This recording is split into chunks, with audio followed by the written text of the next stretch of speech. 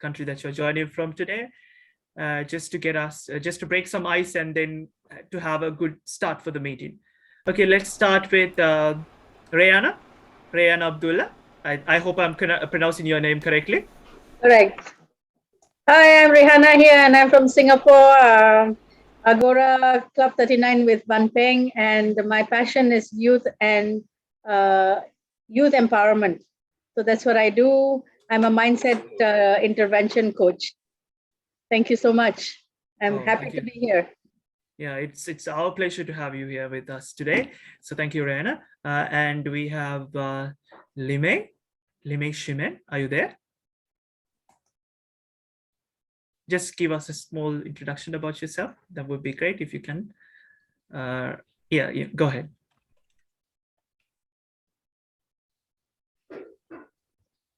Limei, it's you can talk if you want.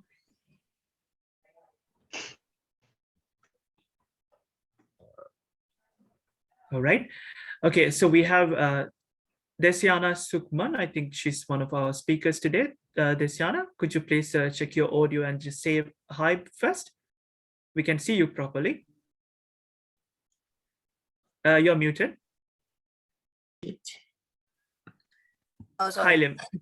Hi, how are you? Yeah, doing great. So did I pronounce your name correctly? Desyana Sukman. Yes, that's right. Okay, thank you very much. Just give us a small background detail about you as well for the audience to know about you. I mean, I'm the first to give a speech right now. No, not the speech, just an informal self-introduction about where you are from and what the passions are. Yes. Okay. Hi, everyone. My name is Daisy. You can call me Daisy. That's my nickname, actually. I live in Tangsel, and I'm an entrepreneur. And so far, my line business is a catering service, car rental service, laundry, and boutique houses, and also fashion. So I'm a mother of 2 sons, and I think that's it. Yeah, all right. And we'll get to hear a lot from Desyana during her speech as well. So stay tuned. And we have Alice over there. Alice Paruna Kian. I hope I pronounced it. Okay, thank you very much. Go ahead. Just give us a little bit of self-introduction about you. I'm Alice Parunakia, and I live in Ethiopia, and I'm half Armenian and half Ethiopian. I work as the office manager in a research institute, I think the regional think tank. I have a passion for event organizing, and which I do privately sometimes. And I guess that's it. And nice to meet you all. Thank you very much. Yeah, and we have Kaustav Das. Kaustav Das. Are you there? Yes, I'm there. Okay, I pronounced your name correctly. Did I? Better than everyone. All right. Okay, go ahead. Just give us a small introduction about you. I live in Singapore, and I came to the Agora meeting after a long time. And as far as my profession goes, actually I work in the area of the IT, and I am actually work in the area of consulting, management consulting. That's it. Thank you. Thank you very much. And we have Maria Beira. Maria Beira, you there? I am sorry about the sound in the back. No worries. Something. It happens, okay. Even for us. So go ahead. I'm here. I'm an ambassador for Portugal, so I constantly receive invites from Van Peng, and I know you are a very active group. So I'm just going to sit out this session, see how it goes, and learn from it. Learn from your speeches. I've seen the introductions. Nice to meet you all, and I hope the session goes well for everybody. Thank you. Thank you very much, Maria Vera from Portugal. Thank you very much for joining with us today. And we have, before we come to the big shots of the meeting, let's get to know about the guest. We have Chong Lim Gea. I think she's still connecting to the meeting. So we'll go ahead with Pulcha. As usual, just give us a small introduction so that the guests. Yeah, I'm from Mauritius. I'm an accountant. I'm quite new in Agora, so I'm about 3 months ago. So I attend every week, and I'm here to learn how to speak with you, the experts. Thank you very much. Thank you very much, Pushan. Personally, I don't consider myself an expert, but thank you very much for that overall compliment. Thank you very much, Pushan. And we have Mona Mera here. Mona is one of our speakers today. Of course, the first speaker to the today's session. Mona, could you please turn on your video and check your audios as well before we move ahead with the introduction? Hi, Mona. Hi, Shehan. How are you? Yeah, I'm doing great. So, yes, you can hear me. Yeah, we can hear you. We can hear you perfectly. Yes. Could you please give us a small background detail about you, a bit of a self-introduction before we proceed with our formal meetings? Yeah, I'm Mona Mehra. I'm basically a risk management professional. After around in 2014, I forayed into trainings. The reason was I was trying to find out why is, because in my personal life, I found that women were not respected. So I started to find out the reason why. And because of that, I started to realize that the home front is not at all, people do not define that. So I started to backtrack from a workplace to integrate it to a home, because everything starts from a home. So I'm a work home integrator. So I'm trying to integrate, and there are so many things that are associated with it, because multiple dimensions work simultaneously in a home. So I'm trying to bring into foray a lot of things which people do not accept, because of course everything done in a home come under the homemaker category. So I'm just trying to dispel, open people mind to a different perspective, because I see there is a need of a different perspective. That's why. Thank you. All right. Thank you very much. And we are going to hear more about that interesting topic from Mona in our formal session. Thank you very much, Mona, for joining with us and sharing those experiences with us today. And we have another speaker, Gerald Lee. He will be delivering a speech today during the session. Gerald, could you please let us check the audios and the videos before we move ahead with the formal session? All right, sure. So mic check, 1, 2. How's this for everyone? Yeah, we're doing fine. So you're quite audible and visible as well. Just give us a bit of a self-introduction before we move ahead. All right, so hello everybody. My name is Gerald. I've basically been jumping around for doing a lot of stuff. And basically currently I'm now focused on building up my own business, which is going to be talking about how to love yourself, love other people, and to love the community at large. That's how I'd put it. Yes, thank you very much. Gerald will be also speaking about... Hello, everybody. Nice to meet you. Yes. Nice to meet you too. So he'll be speaking about that particular topic as well. So stay tuned until the end. And we have Limen Shimen once again back on the screen. Hi, Limen. Just give us a small introduction about yourselves before we move ahead with the formal session. Limen, you're muted. Yeah. Okay, no worries. Go ahead. Sorry. So I'm a Singaporean, but I'm now residing in Portugal, and I hope that I can do more art stuff here. You know, you have to be famous outside before you become famous in your own country. Most artists say that. And also, we do have the ambassador from Portugal as well here in the meeting, Maria. I think, if I can remember correctly, she's the ambassador from. Is she here now? Sorry. Yes, she's there in the meeting. I think. Yeah, Maria is there. That's good. Yeah. Portugal is the country, right, Maria? Yes, please come visit us. Yes, it's beautiful. Yeah, and also thank you very much, Lime. And we have Lois. Lois, do I, am I pronouncing your name correct? Lois Live, is that right?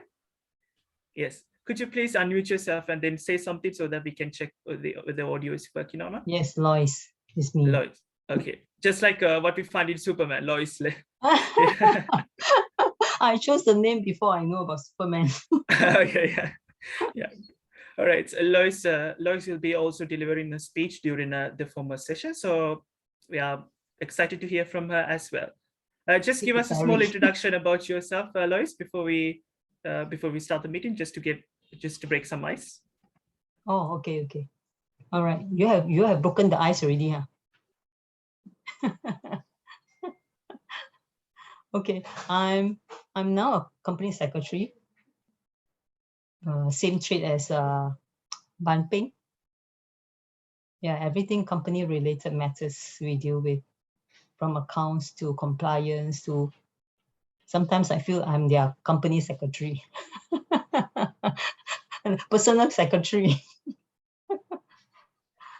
Yeah, but what to do? You have to give good customer service. Indeed. Thank you, Lois, for joining with us. And before we have Chong Lim Gea. Chong, are you there? I think you've been trying to connect to the meeting for a while. I think you are finally here.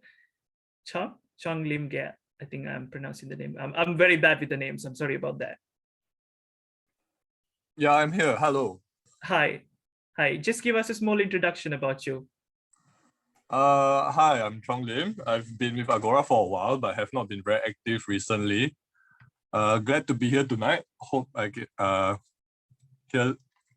to hear from all of you and learn something as well. Thank you. Thank you very much, Sean. And also, Josefina didn't get a chance to introduce herself. Josefina Villeneuve. Yes. I'm sorry. You were washing the dishes. Sorry about that. Okay. Before we move ahead, I would like to invite CK Arora, Coach CK Arora, as well, just to introduce himself. So to the newcomers who are here in the meeting. Hi, everybody. My name is CK Arora, and I'm from New Delhi, India. And it's my passion to increase the happiness levels in 1 million people, so that's the goal that I have. And I would like everybody's cooperation and help in meeting that goal. And on 23rd of December, I'm having a 2.5 hours exclusive workshop called Happiness Blueprint. And you should make it a point to attend that.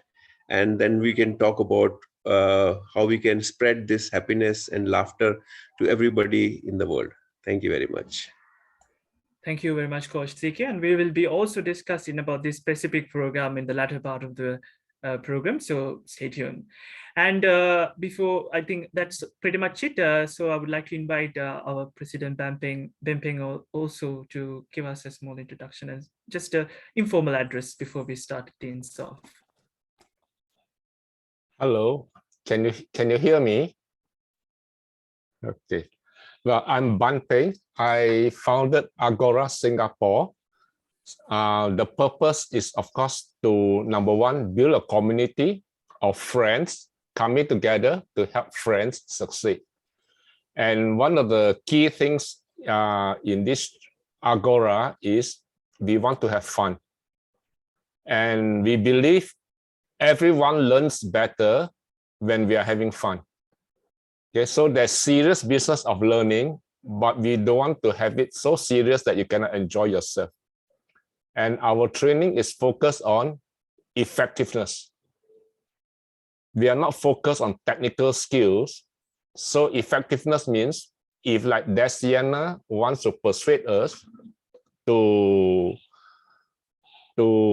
achieve our impossible dreams, then the test really for Desiana is whether or not we will follow her advice, whether or not we will do what Desiana says tonight will determine whether or not she is successful. And that is a standard we apply to ourselves because Agora Singapore is a laboratory. It's for us to try to experiment, to see what works, what doesn't work. And then we receive feedback on how to do it better so that when we are out in the real world, we can really be effective. Yeah, we are not here to go on stage and make a speech and receive a lot of standing ovation. But when we go out to do business, we are not able to increase our sales. We are not able to reduce our costs. We are not able to make our clients happy. Then that is not good. In Agora, we practice, we learn from each other. We share openly with what works, what does not work. And then we take the lessons learned and come back again the next time to practice, to improve on it.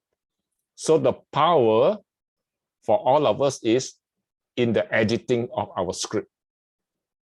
We have to keep on fine-tuning so that for the speakers, you have submitted your introduction script. Now that script is customized for today's presentation. But each of us need a special script that you can use when you meet somebody in the elevator, or if you meet somebody sitting next to you in the bus, or you meet someone sitting next to you at a party. How do you promote yourself? How do you get people to like you? How do you get people to trust you? Right? So how do you get people to believe you are competent? Right? So these are the things that is not something theory. It's something we need to do practically. So we need to be the practitioner, not just knowing the theory of how to speak and know all the theory about this and that. We need to be able to apply it in real life. Thank you. Thank you very much. I think between Shehan and Coach CK, I think you can manage your meeting. So I will be the observer tonight. Thank you very much, Coach, for guiding Shehan, and thank you, Shehan, for taking up the challenge. Thank you very much. Thank you very much. That's founder president of Agora Singapore, Mr. Bam Peng. And I think, Coach CK, we are still waiting for the evaluators. I think none of the evaluators for the first speaker has entered the meeting, right? See, what we can do is we can use people in the audience as well as the other speakers to nominate themselves for being evaluators. If the people that I have named as evaluators don't join by that time, Correct. you know. Okay, yeah. Okay, Yeah, so sure. don't worry about it. There are plenty of people who are ready to come as evaluators. Thank you very much. And also we are we are still waiting for the timer role, the Sandy Locke as well. I think she's not here yet. Yeah, okay. We have still about 8 minutes, so we can go ahead with our introduction part. And we have a new participant joining in, Nurul. Nurul, are you there? Just give us a small introduction about yourself and something about your country and about your passions. Nurul, are you there?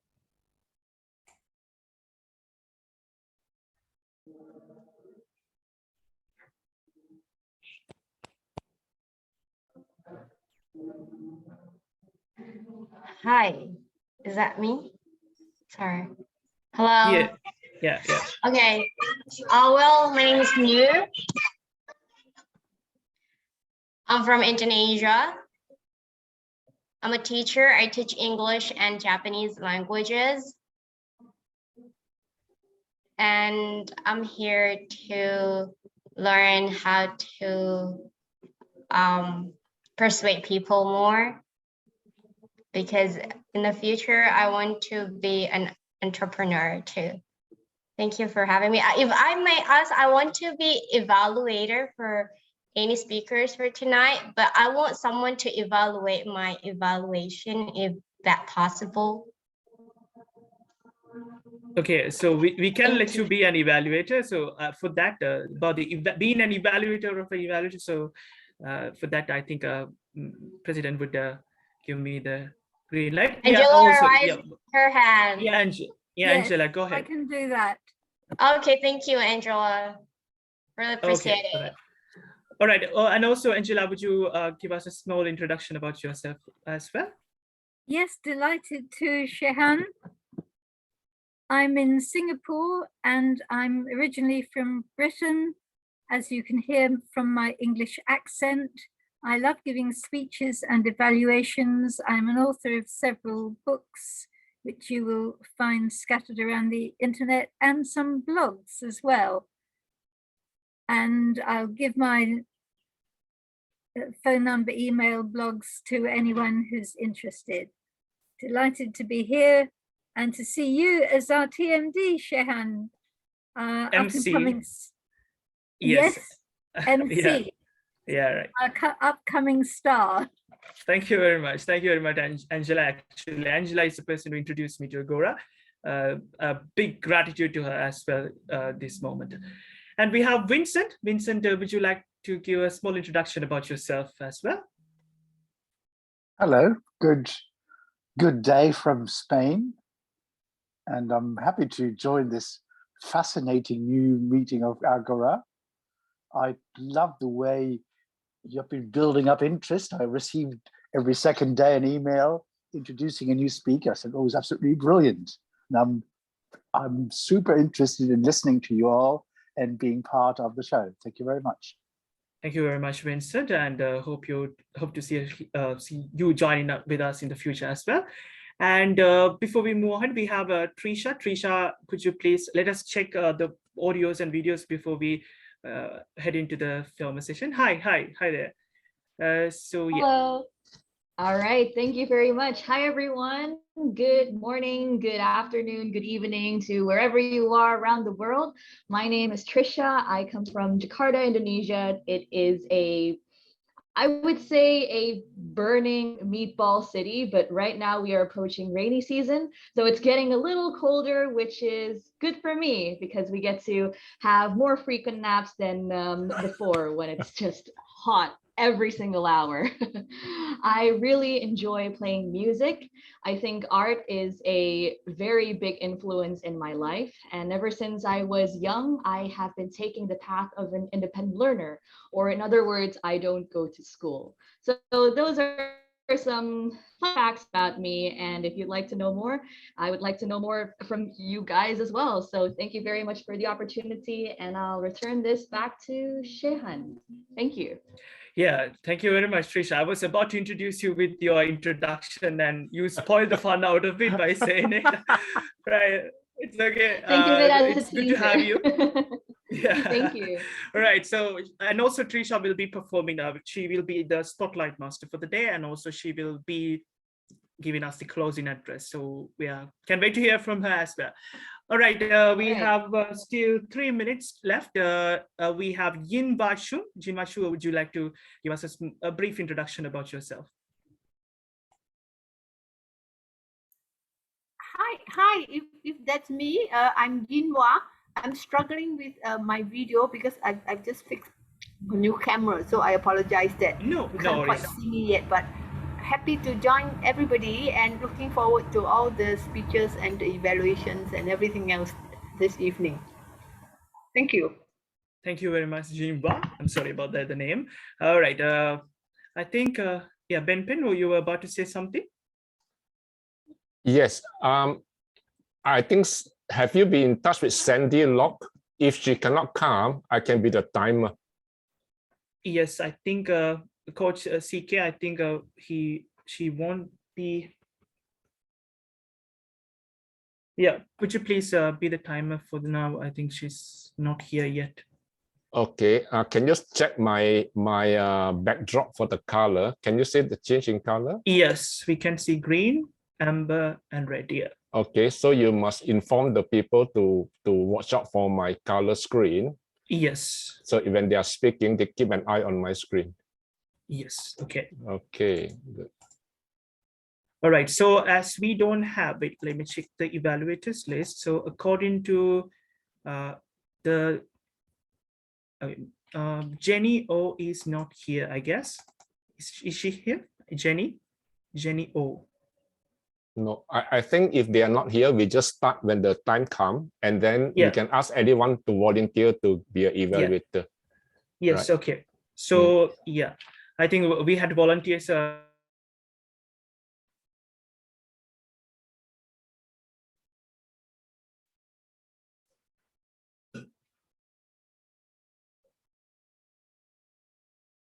You are frozen, Shehan.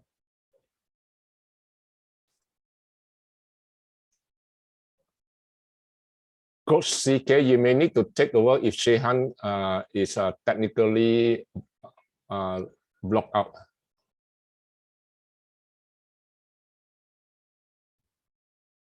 Let me check.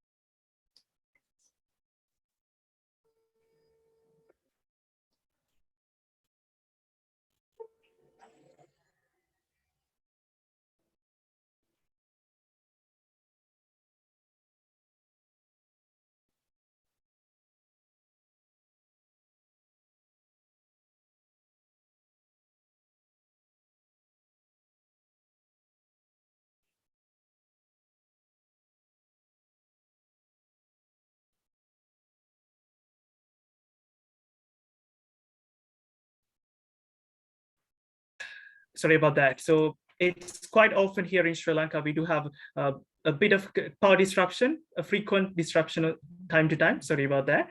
Okay. Yes, now we can.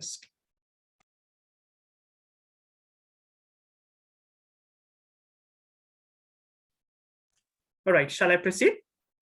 Yes, please. Yes. All right. Good evening, good morning, good afternoon to all the lovely souls who are joining all across the world. I'm your MC for the day. I'm Shehan Paul, joining all the way from Sri Lanka. So it brings me a great pleasure to be the master of ceremonies for this event. I recently joined Agora Speakers, and I found that this is a great platform, a tremendous or rather splendid platform for leaders and all across the entrepreneurs, budding enterprises, budding icons in the world to develop themselves, to improve themselves, to be the icons in the world. So it's such a privilege for me to be here. And we welcome you all who have been the participants of this meeting, and we are waiting to hear your wonderful stories, your experiences, which will be quite inspirational for all of us in the meeting. All right, before we move ahead with the formal presentations and the opening, I would like to share a small story about myself and something that I experienced recently. So 2020 was supposed to be my dream year. You know, it was my university entrance. That is the first year I was about to enter as an undergraduate. Now here in Sri Lanka, being an undergraduate or being entered into a university is a huge deal. For a Sri Lankan youth, it's kind of like a dream come true. So they say that if you go to university, it's kind of like a game changer for your life. It's a turning point in your life. You're going to have a new life, a new lifestyle. So even I was pretty much excited for this new experience. So I planned every single details, every single minute of it. I was waiting to have this exciting experience. And you know what happened? March 2020. I, who was supposed to have that wonderful, exciting, planned experience, was confined in my bedroom, eating junk food, listening to my mother's nagging screams. Yeah. And then everything was changed. I didn't have that experience. I was depressed, anxious, eating disorders, mental disorders were devouring me. I didn't take anything for serious. I took everything for granted. I didn't want to take my deadlines, my assignments for serious. So I spent a lot of time doing nothing. And then I was always hoping that everything would be better. Lockdowns will be over and there won't be such thing as new normal, and it will be normal after all. I was hoping for a future, which is not arriving soon.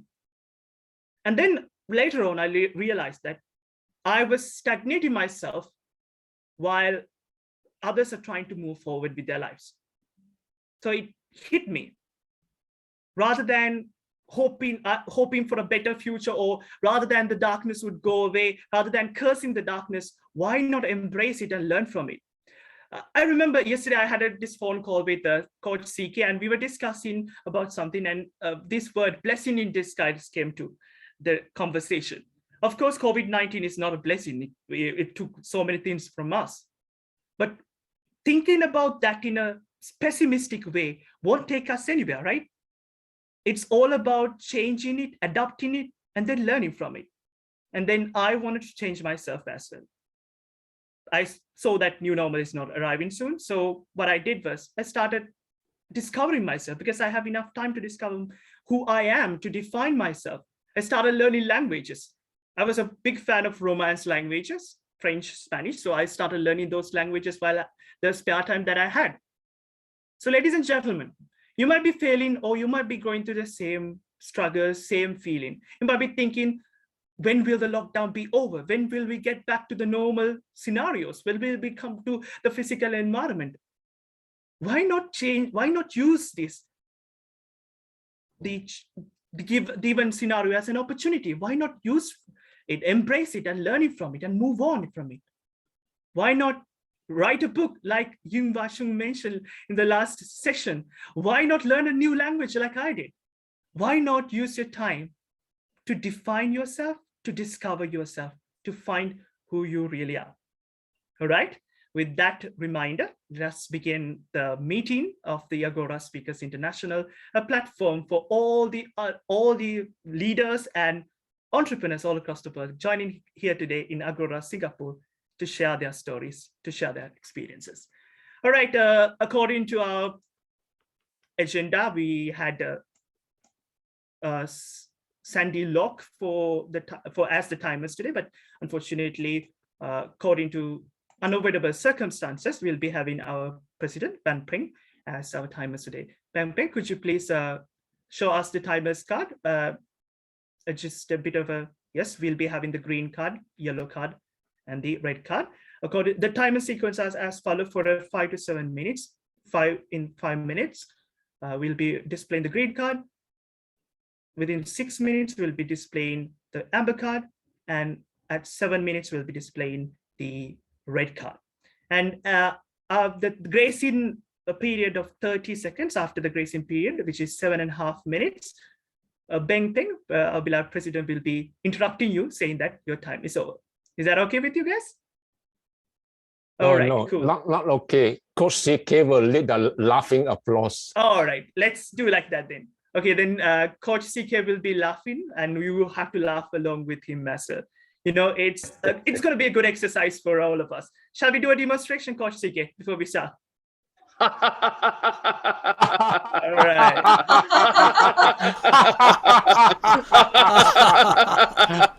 Yes. That's what I was talking about. All right. So that's pretty much it about the meeting precedents and everything. Without a further ado, just like Shakespeare said, let's begin our session. Today, we'll be having 6 wonderful speakers from different parts of the world, speaking about their experiences, speaking about their life, speaking about their experiences so far in their corporate world and in their family life. And it will be a good learning experience for us as well. And we will be having 12 evaluators. According to the situation, we'll be having volunteers as our evaluators for the session. All right, before we invite in our speakers, let me give you her profile introduction. Our first speaker for today's session is Mona Mehra. Mona Mehra lives in Noida, India. She is a work home integrator, a social activist, and a risk management professional. What is Mona's passion? Mona's passion is in linking home to workplace so that work done at home is included in the productive category. She writes blogs, articles, and does panel discussion on various aspects of home and household. She speaks on the topic of work-home integration. Mona's signature workshop, Santulan, Making Gender Differences Work. The purpose is to help men and women understand each other better. What does Mona believe in? Mona believes in the inherent goodness of people. And also, we have lost our way in somehow, and that life is simple and we have made it complicated. What does Mona want? Mona wants an equitable world where people are respected for who they are and for becoming a good human being to be in vogue.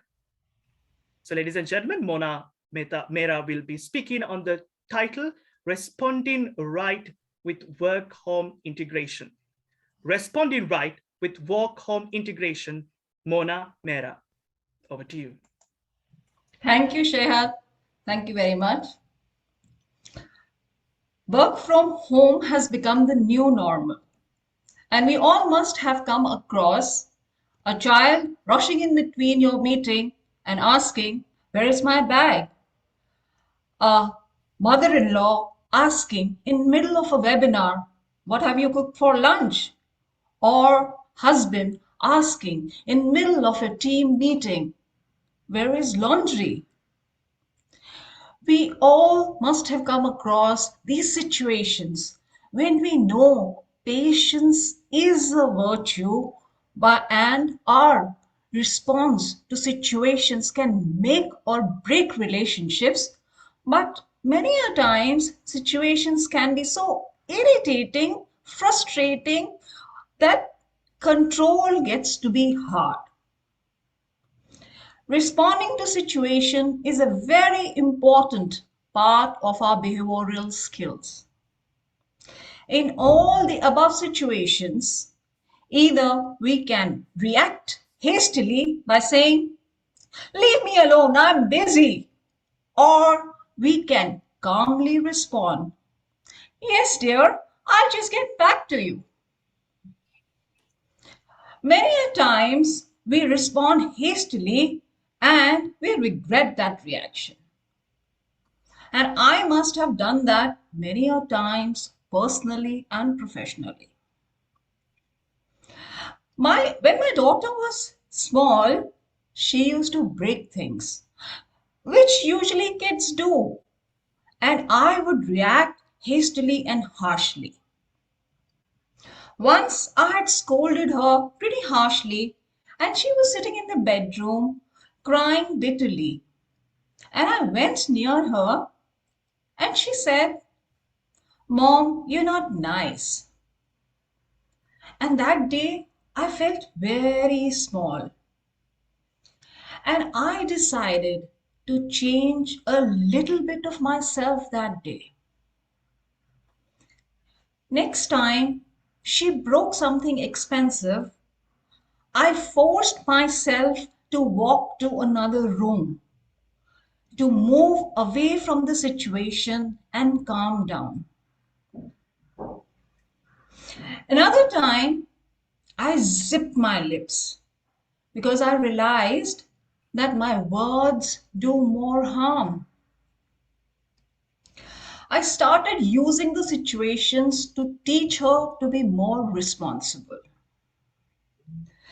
Now it's an unspoken rule in my home that those who break or spill things need to clean it themselves.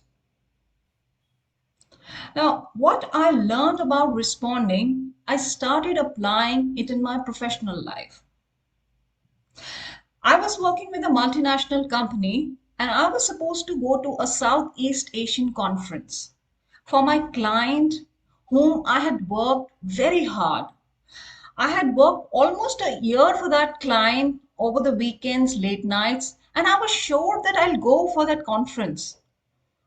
But when the list came, my name was not there. And I was devastated. And I was seething with rage, and I wanted to talk to my boss and confront him. And I walked into his cabin and wanted to say something. Then I paused. I paused to ask for a half day and went back home. I moved away from the situation to calm down. The next day, I was in a better position to talk to him. And I realized if I had spoken to him when I was angry, I would have spoiled the equation with him and, of course, my appraisal. What I had learned about responding at home paid off. How many of you here have ever regretted a response or reaction in the past? Anybody? Then you need to practice the skill at home. When we pause to respond, we learn many things. We learn to delay our reaction, and that gives us patience. We learn to control our emotions. This gets to be hard because change is hard. But if we keep practicing, I'm sure by the time this pandemic is over, we would all become superhuman with lots of patience, and there would be a saint's halo over our head, and nirvana would be near. Work at home or work from home, it requires balancing family, friends, ourselves to get to be more productive. Work home integration is about taking home as a learning and practicing ground for these behavioral skills. We all start our journey from our home and we learn so many things from our family. Then why not consciously learn the skills of today from there with more awareness? This would help us become a better version of ourselves and better human being. Let's get better at responding. Let's learn responding right with work home integration. Thank you.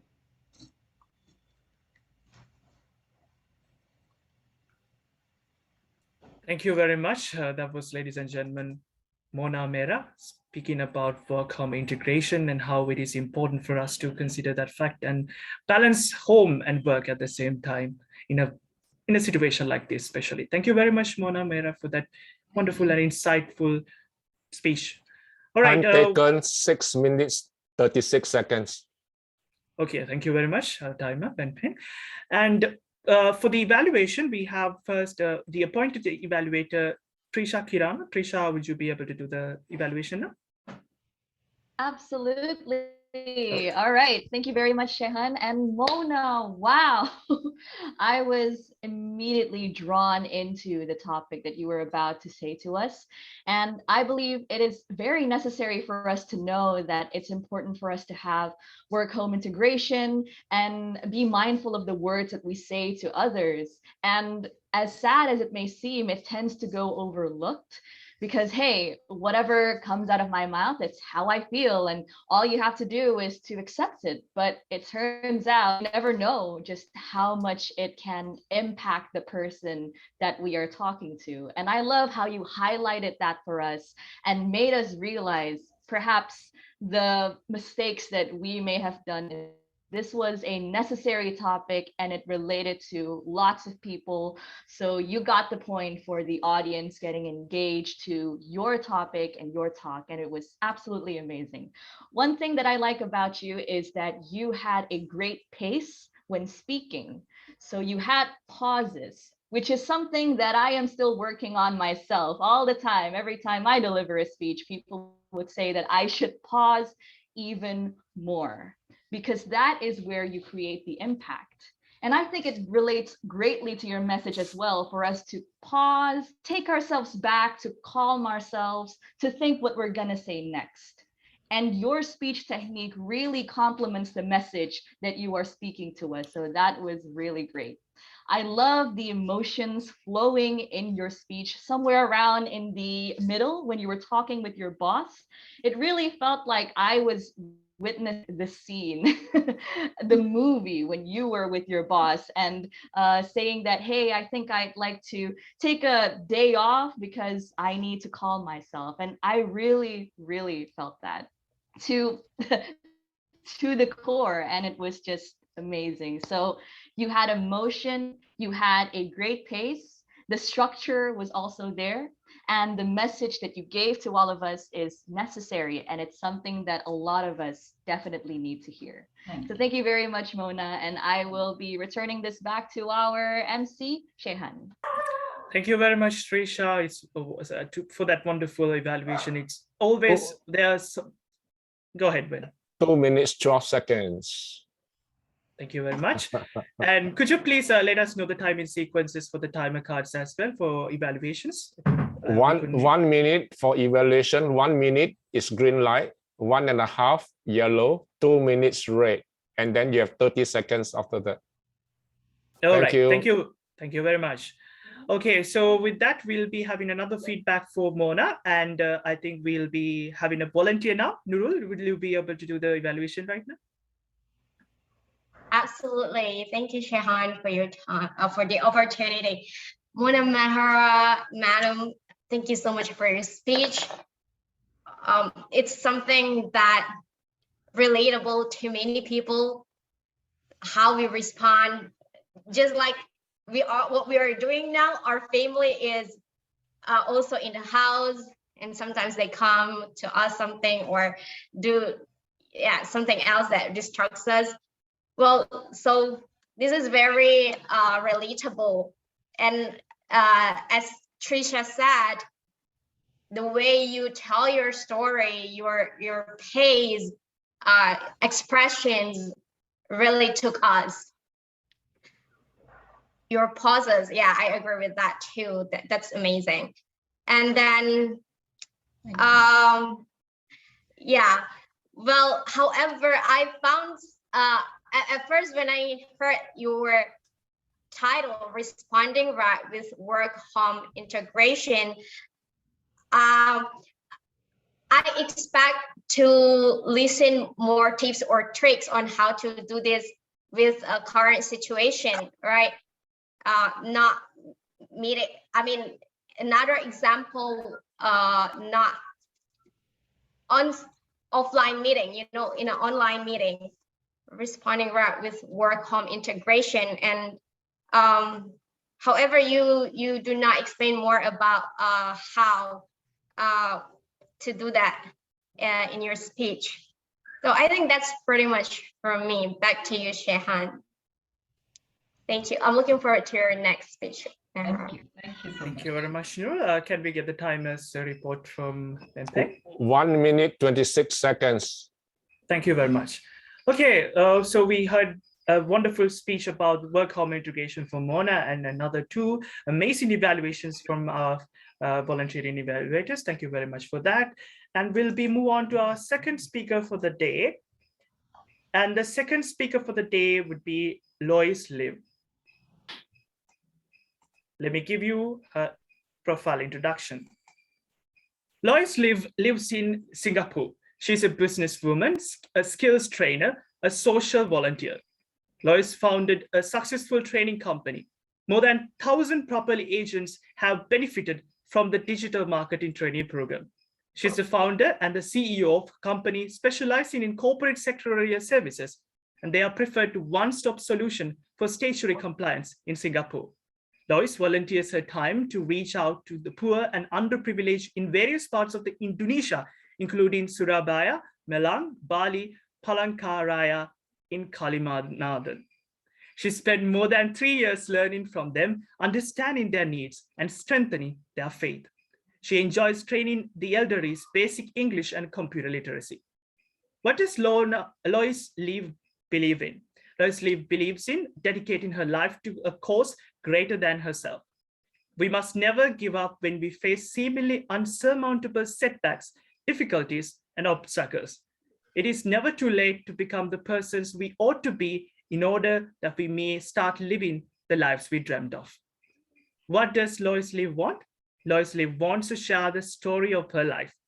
She wants you to become the person you ought to be in order that you may live the life you dreamt of.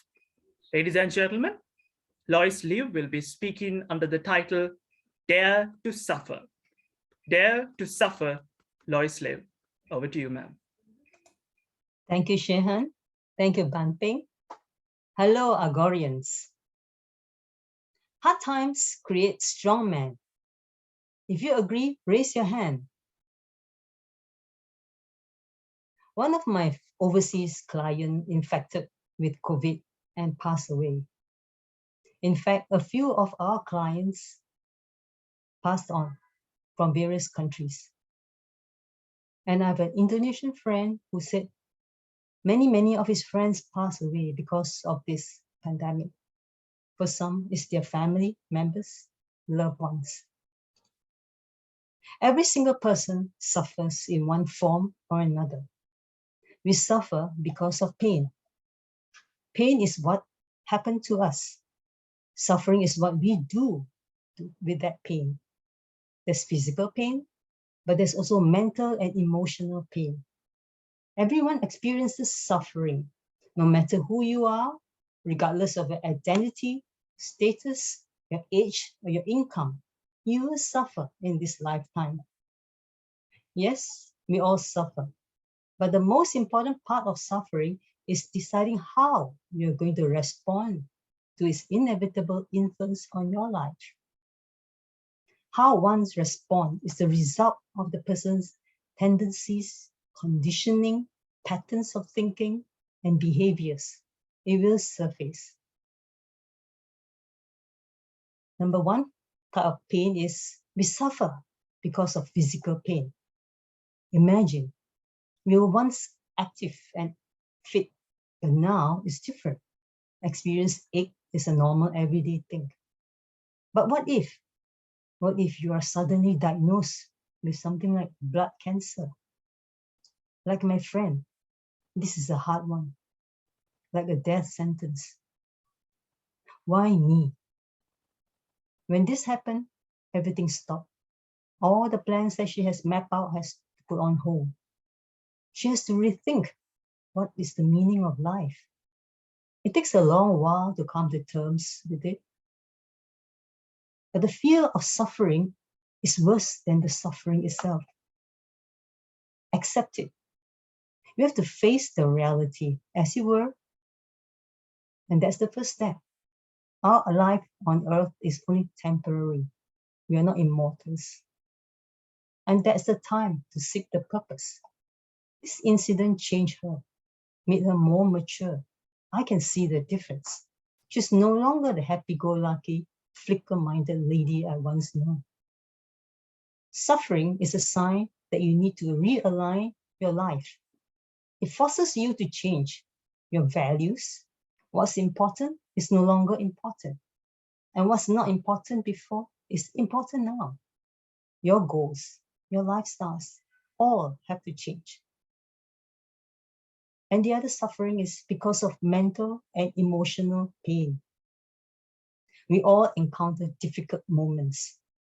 Depression, anxiety, stress, poor image, grief, loss, toxic environment, insecurity, fear of what the future will lie can affect us, our mental and emotional health.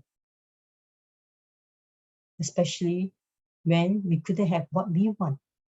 We're very comfortable here in Singapore. Suffering may be very foreign to some. But what we're suffering is because we couldn't have what we want, what we desire. Desire money, desire recognition, you name it. And to some parents, maybe, suffering is not being able to connect with their children, or it's our anxiety about what will happen at work tomorrow. Will we be the next one to go? Not getting what you want. Instead, you get what you don't want. Or getting what you want, but fearing you will lose it. All this is part of suffering.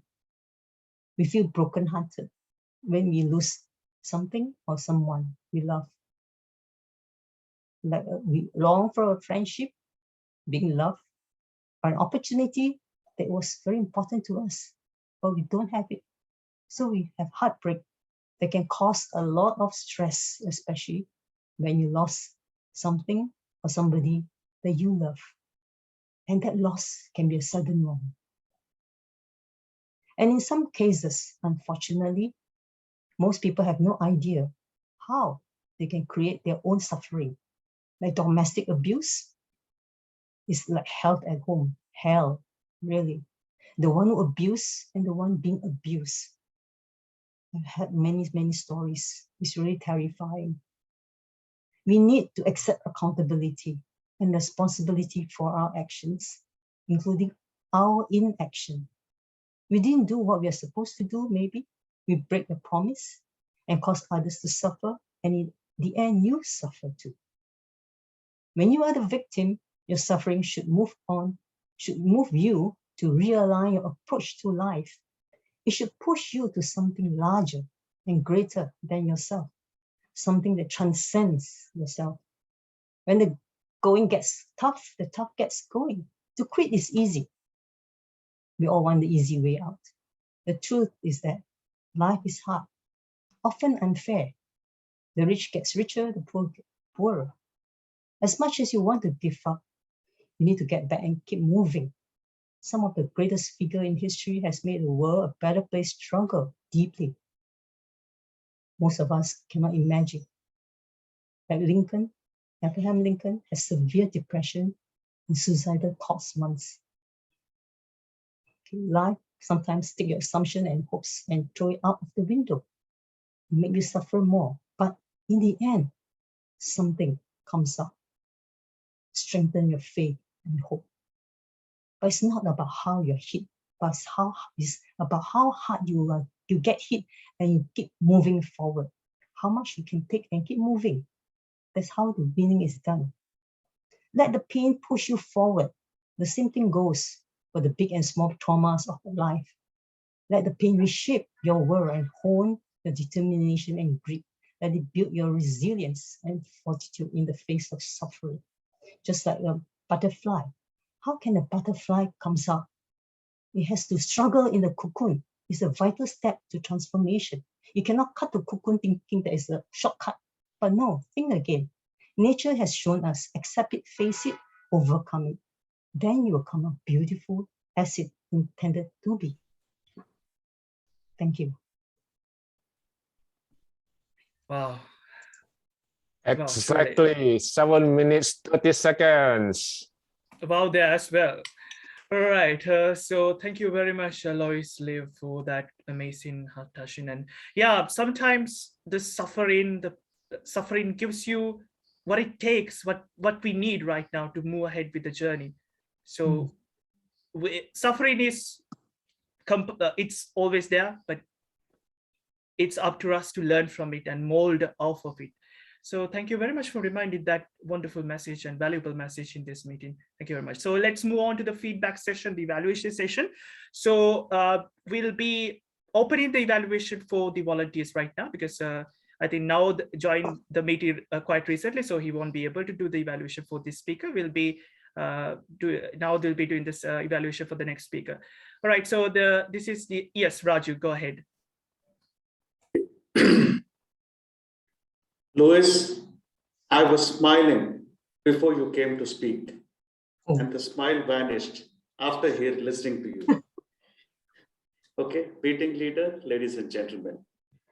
I like the way you started the speech, where you had the conflict established in the very beginning of the speech. So we were wondering, where is she going to go from there? And you further elaborated on the physical, mental aspect of it and how you respond. And you made some beautiful statements where you said, the fear of suffering is much worse than the actual suffering. Today, I go back feeling much richer, hearing such profound words. And there were some beautiful words you used in your speech, transcending, fortitude, resilience. You know, these are fantastic words which actually enhance the quality of the speech. Excellent message, no doubt about it. Now, having said all this, let me give you a few suggestions. If I was in your place, what I will do differently. When you're giving a speech, you want the audience to experience the feeling. So by which I would actually tell my own personal story. If I don't have, I'll make up one, no problem. But the end objective is audience should experience the feeling. And you had some wonderful gestures, but unfortunately we couldn't see it on the camera. So next time you could probably adjust your camera a bit. Now, if you look at your speech, I told you that my smile disappeared after listening to your speech. I was going on a downward plane, downward, like sometimes it has to be like a roller coaster. Put in a couple of jokes or humorous situations. So you don't want the audience to go in one emotional drive. And the title, Dare to Suffer. Why will I like my audience to suffer? Think about something positive so that, it'll be inspirational for the audience. So having said all this, thank you very much for the excellent speech. I feel much richer after listening to you. Over to you, meeting leader. Thank you. Thank you 2 very much. minutes, 11 seconds. Yes, thank you very much. And I felt I'm listening to quite an expert in public speaking. Thank you very much for those wonderful feedbacks. And yes, we will be having another feedback for Lois. Any volunteers? So you can use the raising hand option, or else you can unmute yourself and then go ahead with the evaluation. Floor is open.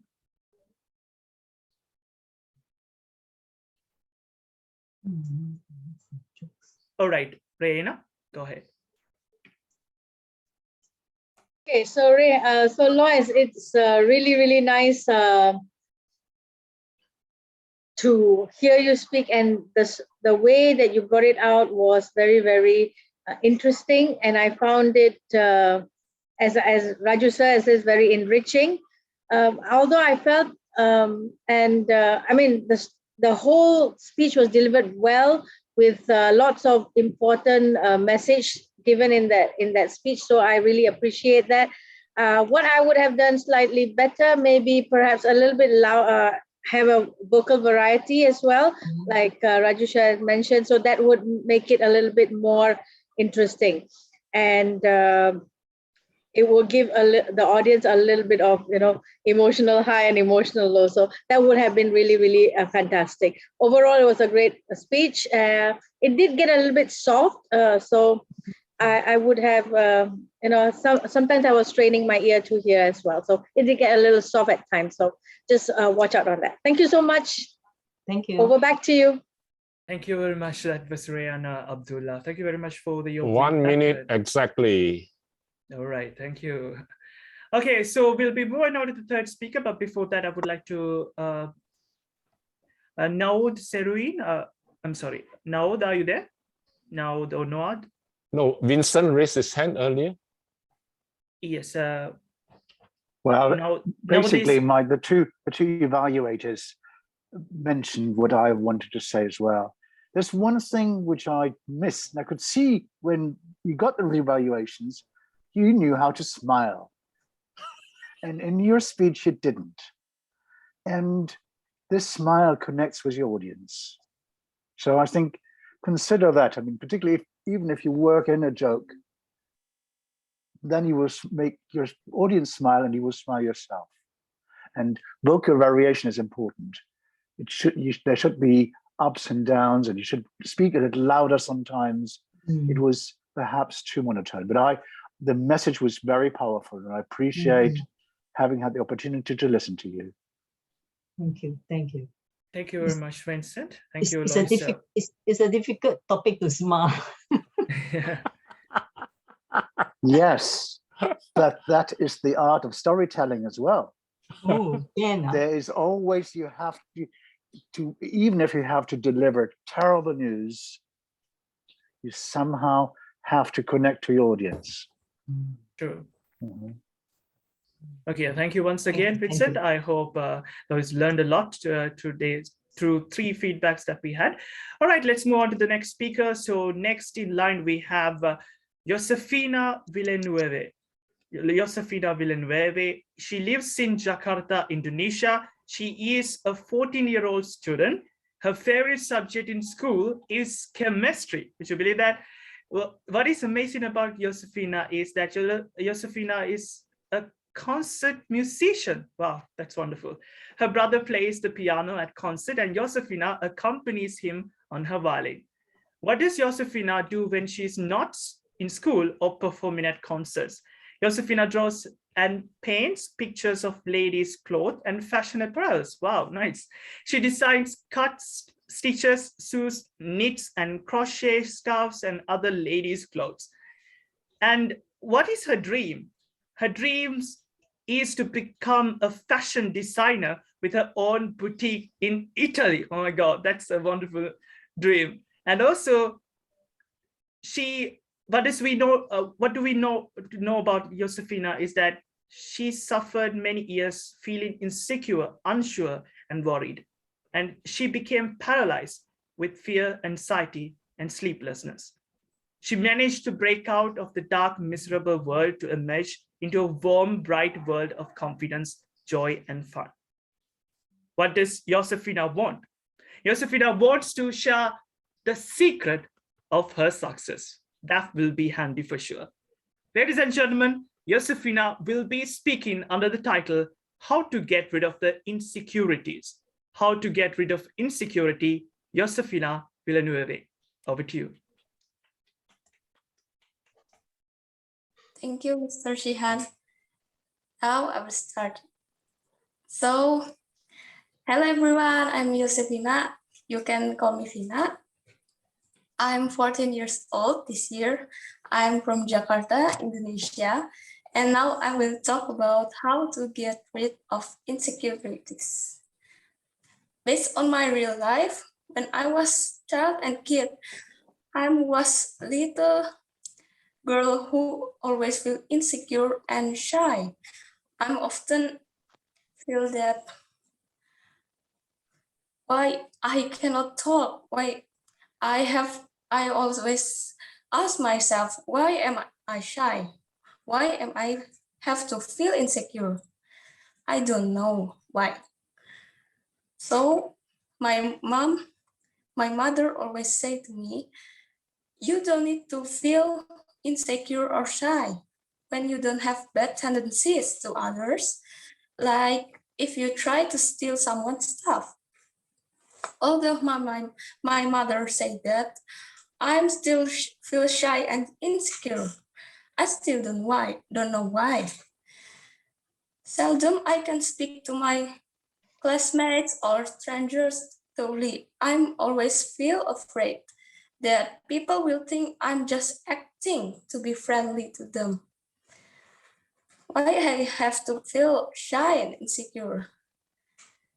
But this is what makes my life change 180 degrees. And I make my better and new life. So I stopped from my formal school at 4th grade and decided to be a homeschooler. I'm start homeschooling and learn from home. So I learn on online platforms such as IXL Math, Science, and Language Arts. When I was 10 years old, I started to find my passion and interest. When I'm 10 years old, I love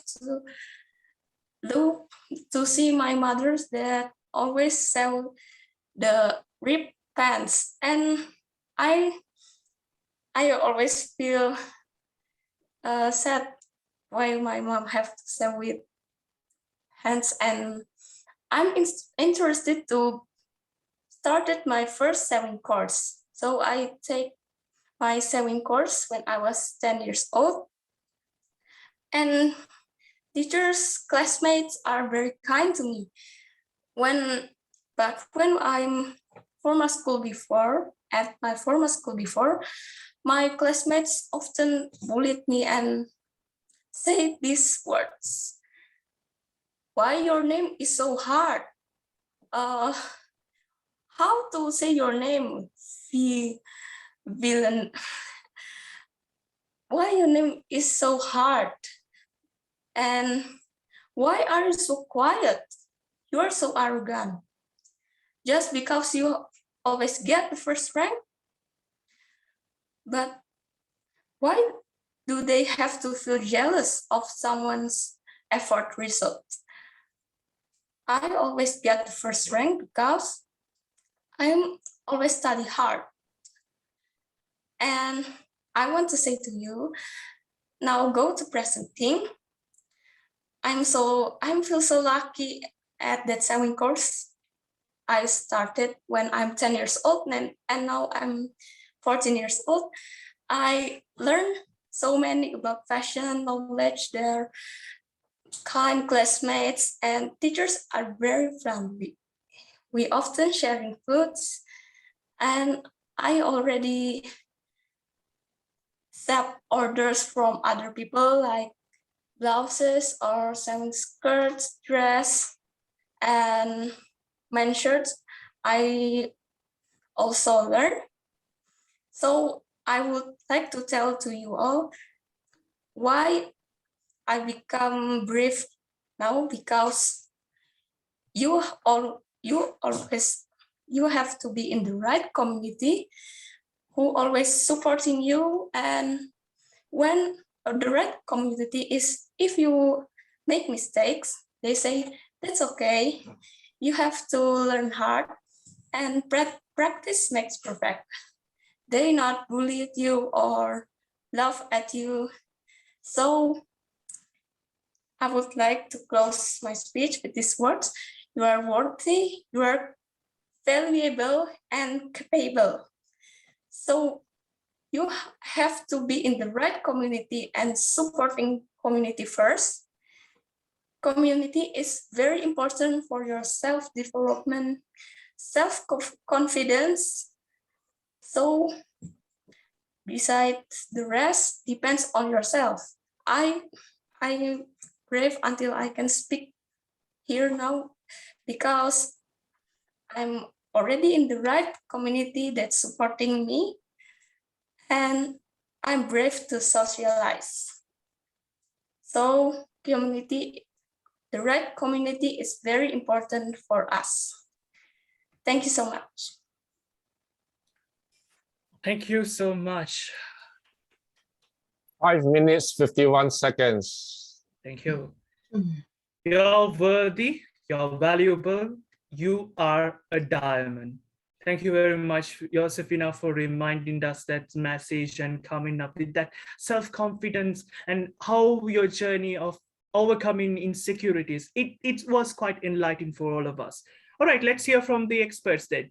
Anyone volunteering? I think we had an appointed evaluator now, Zeru Hun. If you are available, if you can do the evaluation, now it's the time. If not, we'll be moving to the volunteers of the meeting. Naod or Noad, are you there? I hope I'm pronouncing your name correctly.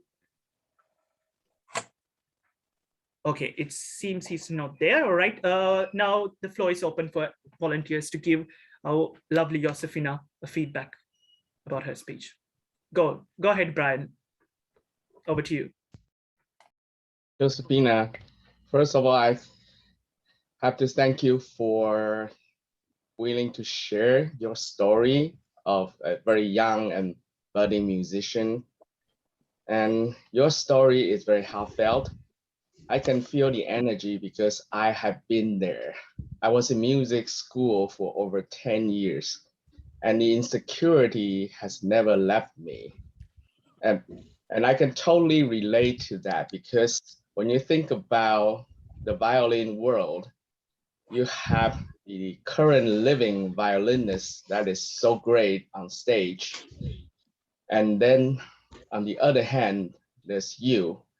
You may not be sure that what you're doing, and really to be able to go on this Agora audience to share your journey, I thought you were very brave to do this. And I thank you for that. And also I really admire your courage to be able to put your own vulnerability out here for everybody as a lesson. And if I could give you some suggestions, first, it's very common to be insecure as a musician because you don't know whether your music is good enough. You don't know if other people will accept you. But a lot of those insecurity come from yourself because there's an unknown world out there. But if you can think of it from a different angle, your music is to bring joy, to bring sadness, to bring a lot of emotion to the audience. So maybe if you could change your angle and just think that you're there to help the audience to understand the music. Instead of putting the focus all on you, it's all me. I have to do this. I have to perform. I have to be the best musician. And just shift that angle a little bit and focus on the audience. I want to bring this music to all of us here. I want to share. I want to share my feeling. I want to share my music. Maybe in this way that you can take that burden out from yourself and put it out there to the world. Because when you have a purpose, you wanted to share, you want to bring the beauty of music, you want to bring your science mind, you want to bring yourself out to help others to understand the world, the music, the culture, then you could take that burden of insecurity out from yourself, and that may help you. But other than that, I thought this speech is very poetic.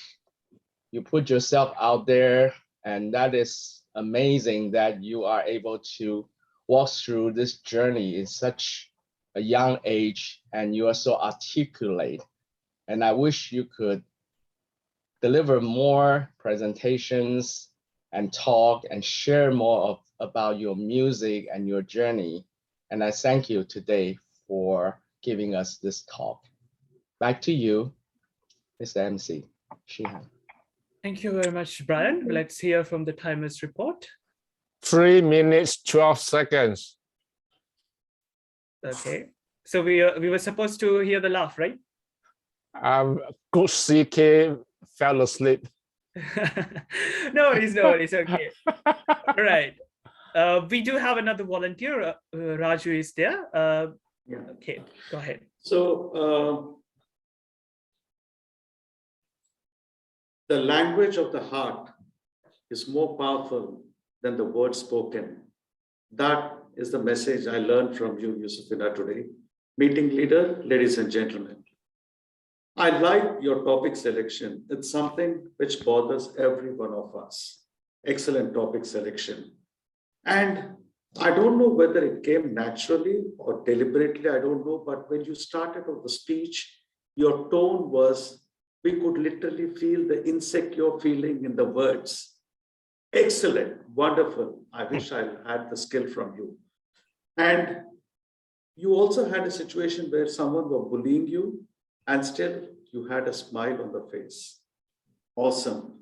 And you had some hand gestures when you were speaking, which indicated that you're absolutely free and you are to yourself. And you said a problem and you also said a solution. Have the right community, your insecurities are gone. Excellent. Now, having said all this, just a few suggestions. You are already a superstar. But just to move to the next level, when you start a speech, just go directly into the speech. You don't, I'm going to talk about, no. Just go directly. Imagine you're telling a story to someone, go straight into the speech. And no need to mention about your age and all that, because we know about you. It was already said in the introduction. And try looking straight into the camera. That way you can connect better with the audience. And your conclusion, if I was doing the same speech, I will conclude on a very strong note. That is an indication that you got rid of the insecurities. Overall, Yusufina, all you need is find a mentor. You are a superstar. Over to you, meeting leader. Thank you very much.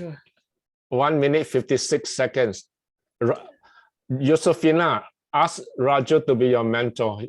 Yes, I was about to mention the same. All right. Thank you very much, Mr. Raju, as well, for that amazing and also insightful. Even I learned a lot while listening to his evaluation. Thank you very much for that wonderful discussion over there. All right. So far during the meeting, we heard about work-home integration, how to balance your work and of course your life in your home. And we heard about how suffering could mold you perfectly to be a perfect human, and how suffering could teach you good lessons in your life. And then we'll heard how to overcome insecurities by surrounding yourself with the right community, right people. How can you overcome these insecurities? We heard 3 speakers, wonderful 3 speakers, and 6 evaluations, 7 evaluations, I must say. So now it's time to take a break, a small but a good productive break. A 3 minutes break will be allocated for all of you, for wonderful Agorians out there. We'll meet in 3 minutes. I'm actually, I'm not, okay, wait, I'm not aware of the Singaporean time right now, so we'll meet in 3 minutes. All right. Actually, Shehan, we can meet after 6 minutes. Let's give this extra break to everybody. Yes. Because, yeah, so it will be how much time?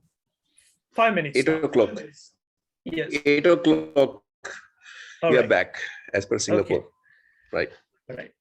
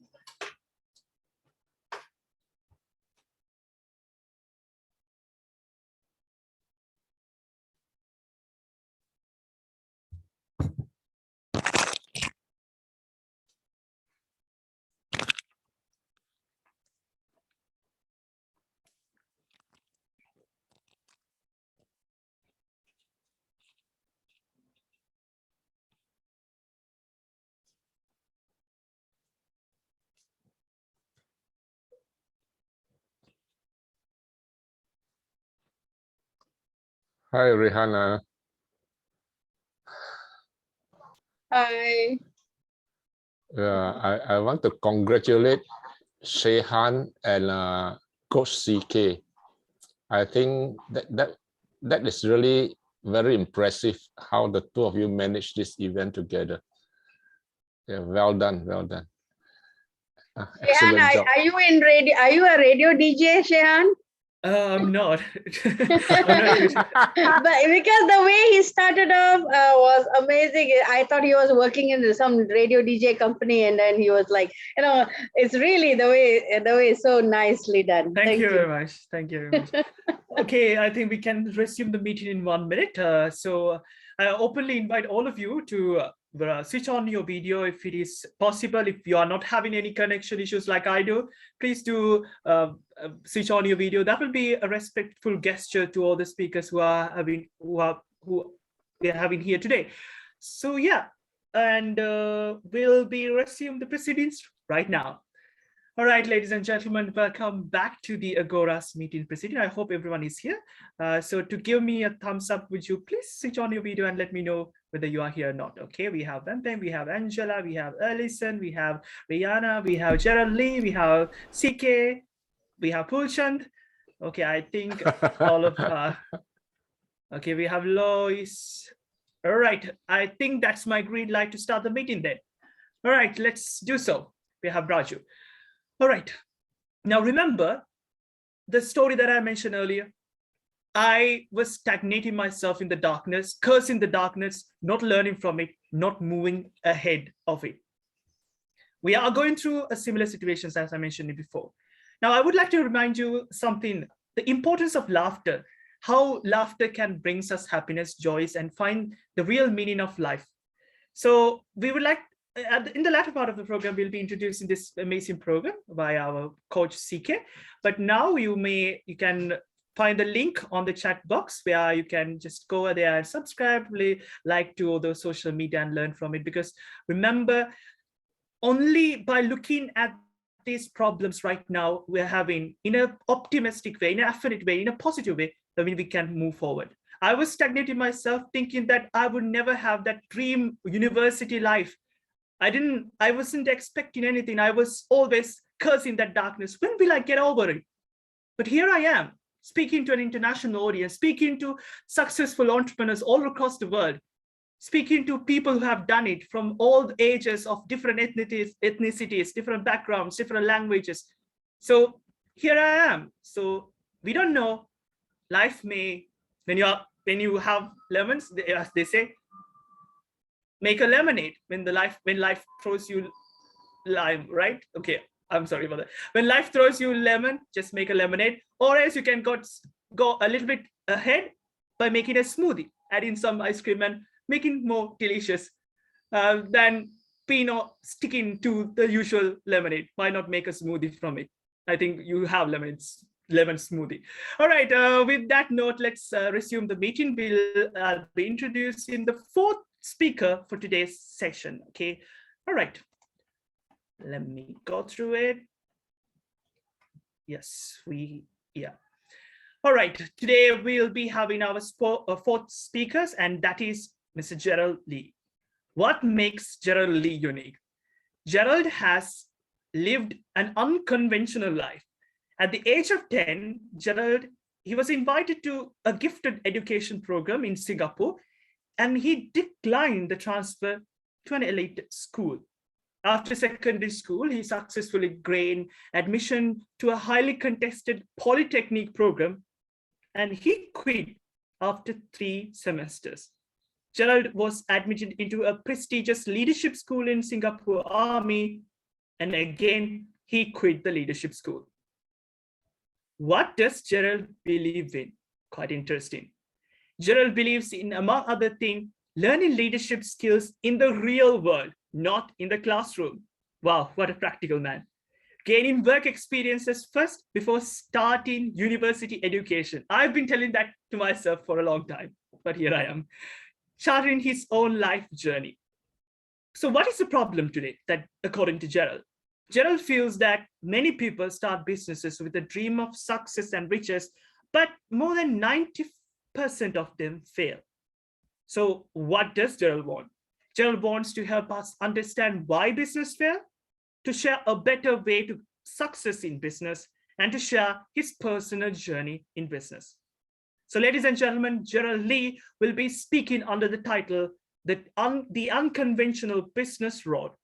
The Unconventional Business Road, Gerald Lee. Over to you, sir. Thank you, Shihan. All right, so same as Shihan, if my connection drops, I apologize in advance.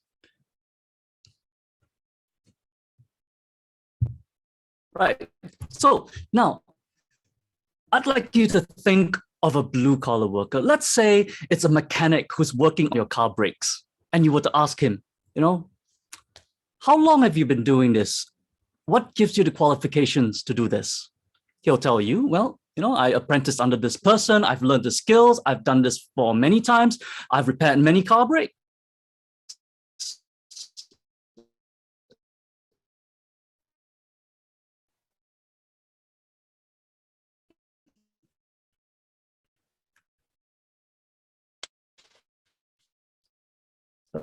Okay. Now, suppose we think of what gives you that you can operate on me. Okay, where did I cut off?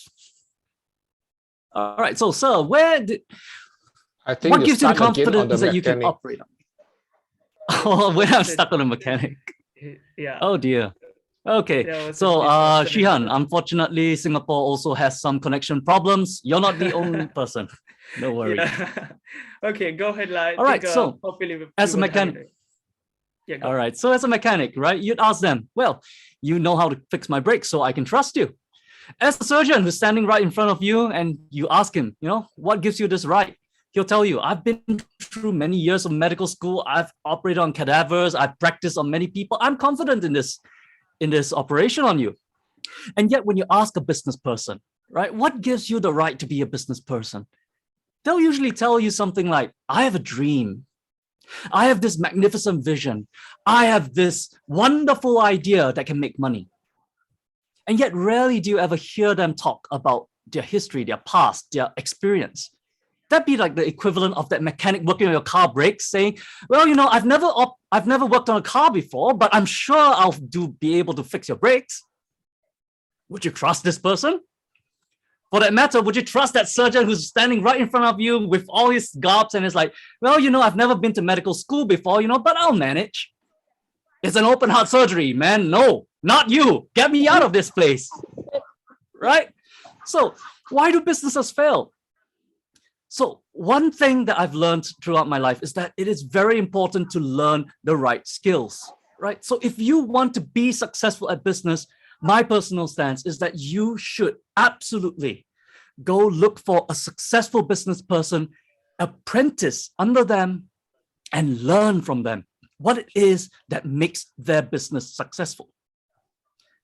And you have to study and practice these skills day in, day out until you are very confident that you can pull these skills off. Now, what are these skills? So these for me are what I think are the 5 most important skills that you will need to learn as an entrepreneur. And these are the 5. The first is branding. How do you position yourself? Do you want to position yourself as an expert? Do you want to position yourself as part of another group of you? You know, I am the same level as you. Do you want to position yourself as the underdog fighting against the giants of the industry? That's your branding. The second is marketing. How do you get people to pay attention to you? When you think of viral videos, they are eye-catching and attention-grabbing. That is marketing at work. Who wants to listen to a company who's like, well, today we are going to be showing you our new shoes. And this is what we do. We have plenty of shoelaces. No one's going to buy that. So the third thing that I think is important to business is the ability to sell. And what is sales fundamentally? Sales for me, and what I've understood so far, is that sales is about trust. If you cannot gain the person's trust that you can deliver or that the product or service is good, you do not establish this trust and you will not sell. So selling is about how do you get this person's trust. The fourth thing is management. How do you run the organization? How do you run your business in such a way that everything is smooth? From the time the customer buys something to the point when they make the sale and you deliver it. That entire process has to be smooth. Otherwise, You're going to have plenty of conflict with your customers. And number 5 is the art of cooperation. More than just communication, it's about cooperation. How do you cooperate with your employees? How do you cooperate with other business owners to make it possible for your business to thrive? A win-win situation for everybody. These are the 5 things that I have in mind: branding, marketing, sales, management, and cooperation. Now, when it comes to my own when it comes to my own life, right? I've gone through many things. And one of the things that I've learned is that it is absolutely necessary to chart your own journey in life. So for example, when I signed up to do this speech, I was actually under part of an entrepreneurs club. So I was absolutely going to pitch the club. But then in recent days, I've actually left it. So I left it because I realized that I wasn't going in the same direction as where the club was. And that for me is one of the very important things that everyone needs to know in life. And that is, where are you going? If you know where you're going, you can set your own checkpoints. You know what are the points you need to hit on that journey there.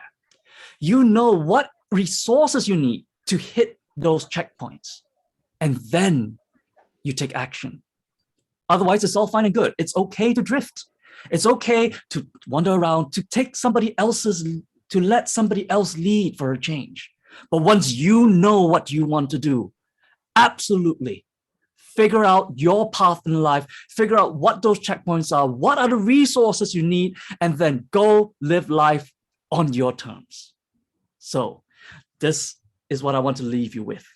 Know where you want to go, prepare, and learn what you need to get there, and then start your journey and leave the rest to fate. Thank you. Right. Indeed, a practical man. So let's hear from the timers report. 7 minutes sharp. Wow. Okay. Practical, indeed practical. So thank you very much, Mr. Gerald Lee, for sharing your experiences of how to facing the challenges when we are doing a business enterprise, and how, I mean, it's not just about businesses, but also about life as well, where the life is all about having a journey and then meeting these checkpoints and making the right choice on that checkpoints and letting the fate decide the rest of it. Thank you very much, Mr. Gerald, for your valuable speech. So to give the feedback, first I would like to invite Victor Onyango for the evaluation. Victor Onyango, over to you. All right. Thank you. Hi, everyone. Good evening. Hope you're doing fine. Yeah, so first of all, I just want to appreciate so much being in here. I hope you can get me. All right. So I'm sorry I was a bit late to join in the meeting because I was having classes and I've just had a short break. I'm having a break of 1 hour, so I decided to join you. Unfortunately enough, I was to give the reply on, or rather evaluation on Gerald Lee's speech. I want to say it's been good, it's been on point, and I've personally picked a lot. I want to believe all of you have also picked a lot, and to encourage us to know where we are going. Just as he has ended his speech, we must first know where we are going and prepare adequately for the journey that we are taking, be it in business, be it in any course in life. So the biggest thing, as he has put it very clearly, is to know where you are going and where you want to be within the stipulated time frame. And kindly, Shihan, just before I hand over, I want to say that I was actually evaluating something almost similar to my case, because when I hear of what Lee has gone through and his view of life, it's almost similar to mine. I also started my lower primary school, joined, then quit, went back to nursery, studied the whole of my primary again and high school, joined university. Again, due to constraints, due to finances, I had to quit, go back to high school again, redo the course, and now I'm at the university and I'm proud. And I still believe on Gerard Lee's take of his belief that learning should be more of the practical way than just the class way. So I believe that what I've been through has much impacted so much on whom I am today. Otherwise, thank you so much. God bless you. Thank you very much, Victor. Victor, before you leave, could you please tell us where are you from? Oh, thank you. Sorry, I didn't mention that. I'm from Kenya in East Africa. I believe most of you know Kenya. Of course, we know. Yeah, are you a Maasai? No, I'm not a Maasai. I'm a Luo. I know there's Maasai people in Kenya. Yeah, they are such a wonderful tradition. Yes. All right. Thank you very much, Victor Onyango, for joining with us today. And we'll be moving with the evaluation. Now the floor is open for any volunteers if there are any. For Geraldine. Yes, Raju is there. Anyone else? But shall I proceed with Raju then? Yeah, Raju first. Come. Yeah, Raju, go ahead. Okay, thank you. Gerard, I like your conversational style of speaking. You know, like when you speak, people would like to listen. And you have an excellent smile, which is so contagious, you know, that when you're talking, we would like to hear you, which is great. And you also had a clear action plan of what are the 5 different things which is required to be done. And you also said what we need to do to achieve it. Excellent. Now, having said all this, a few suggestions. Now, you had a wonderful background, but generally when I give a speech, I would not do it because when you move your hands, it is like you're a man from outer space. So that is the only thing. And now, generally when you give a speech, it needs to be an I-focused story with a you-focused message. We don't tell the audience you do this. We cannot instruct them. But if I was giving the same speech, I would actually tell a story of myself where I have transformed from this to this because of these things. How about you? Have you tried it out? You know, something like that suggestive would further enhance. And but still, I really loved your story. A wonderful takeaway message. Just for these few points, we will see you on the world stage. Over to you, meeting leader. Thank you very much once again, Raju, for that insightful, quite enlightening feedback for this speaker as well. With that, we say goodbye to Gerald. Thank you very much once again for joining with us and delivering that wonderful, inspiring speech today.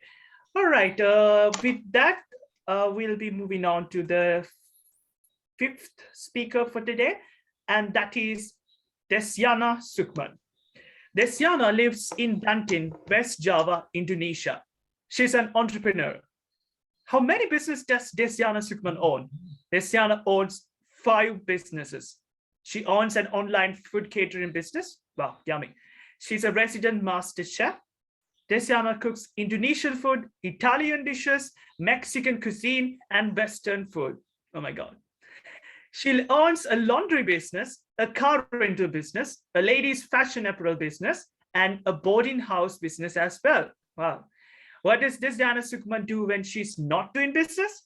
Desiana enjoys singing with a pop band at a local restaurant. When she's not singing, Desiana dances bachata, disco, waltz.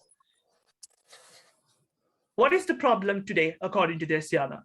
Desiana feels that too many people let their dreams die. And she feels that people should not give up so easily. So what does Desiana want? Desiana wants to share her experience. She wants everyone to dream big dreams. She wants to know people to know that the road of success is long, treacherous, and full of surprises. And there are always ways to move to around the bumps, humps, and potholes. So ladies and gentlemen, Desiana Sukman will be speaking under the speech title, Do Not Let Your Dream Die. Do not let your dream die. Desiana Sukman. Over to you, ma'am. Hi, good evening, everyone.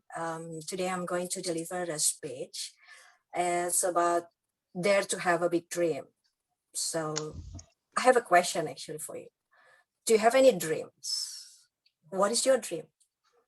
Have you achieved most of your dreams? Well, me, I have a lot of dreams, and I have achieved some of my dreams. When I was 10 years old, I have these big dreams that I want to buy a house. So I start to get some money since then. I was a nerd and I had a lot of books, and I lent my books to my friends and my relatives at that time, and I charged them. And then I became a sales promotion girl too during my school holiday. I never spend my allowance during the break time. Instead, I'm reading in the library. And then I become a writer. I wrote so many romance stories in a magazine, and it's being published, and I got paid. Then I went to senior high school, and I become the professional dancer, again as a sales promotion girl, and I become an exclusive model. I was contracted for a year for some brands, and they paid me well, actually. Then I went to the college, and my major is financial management and public relations. I get a scholarship for both, so I have to maintain my GPA, not more than 3. I mean, more than 3. And on my second semester, I work as a permanent employee in some company. I work from 8 to 5, and from 5 to 9 p.m. I went to college. I've been working in several companies, in banking for 2 years, in multinational telecommunication company for 10 years, in multinational oil and gas service company for 10 years, and multinational mining company for 2 years. So basically, I've always worked. And I love work, actually. I was a workaholic, and I work like 24/7. So when I was 22 years old, I finally bought a house, my first house, and my dream come true. And then time changed, and I have another dream. When I was 30 years old, I want to have a small restaurant. So I asked my friend to invest, but they don't interested in. So, but when I was 48 years old, I have my own restaurant in the apps, and you can order it through GrabFood, GoFood, and Traveloka Eat, and Sophie Food. And then again, I have another dream. When I was 40 years old, I want to have a boarding houses. And when I was 48 years old, I built boarding houses, and there are 11 people in here right now. So again, I have another dream. When I was 45 years old, I want to buy a brand new car and make some money from it. And then by the age of 48 years old, I bought a brand new car and make money from it. So basically, for the youth people, I mean, it's okay to have a big dream. Don't be afraid. But first, you have to love yourself and believe in yourself. If you love yourself so much, you will not do something stupid to ruin your body. And be careful on with whom you are hang out with, because you know it will impact your character and everything. So that's about it. My advice to you guys. I know it's not easy since it's a pandemic era right now, but you have to believe in yourself, think positive all the time. As I said, I'm always sure that next year will be better than this year, always. And always think positive and love yourself. And then that's it. That's about my speech. I hope you get a lesson. Thank you. Thank you very much, Desiana Sukman. Yes, it is important for us to dream and also not to give up on dreams and to keep on dreaming until we achieve it. All right, thank you very much, Desiana. Before we move ahead with volunteers, Alice Pauraki, Alice Parunakian was supposed to be her evaluator, and she was there early in the meeting. Is she there still? If not, we can move ahead with the volunteers. Okay, she's not there, it seems. So, right, let's move ahead with Victor Nyango. Over to you. Okay, thank you so much once again. I appreciate this opportunity. I just want to appreciate Desiana, because there is one very important aspect that I've picked out. You know, as a student, I want to believe I may not be the only student amongst us in the meeting. So as a student, there is need for us to be very careful on the kind of friends that we choose to hang around with. And you have told us to be very careful on who we hang out with, people who can help us realize our dreams. And as students and young people are still growing up, there is need, as you had started, to dare to have a big dream. So thank you so much. That really touched me greatly. And I just had to appreciate you. You're welcome. Yeah. Okay, over to you, Shehan. Yeah, thank you very much. Thank you, Victor. All right, we'll be having another evaluation. Angela, would you want to give it a try?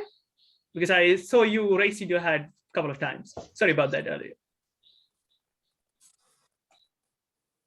You're muted, Angela. Thank you. I was very impressed by this speech, by the number of different achievements this lady has from when she was young until middle-aged. And I liked her last advice, be careful who you hang out with. I would like her to add some more things about how you actually get paid to do all these things. And for those students who she said she worked for 10 years for a multinational company, how did she get these jobs? Lots of students say they apply for job after job and they never even get an interview.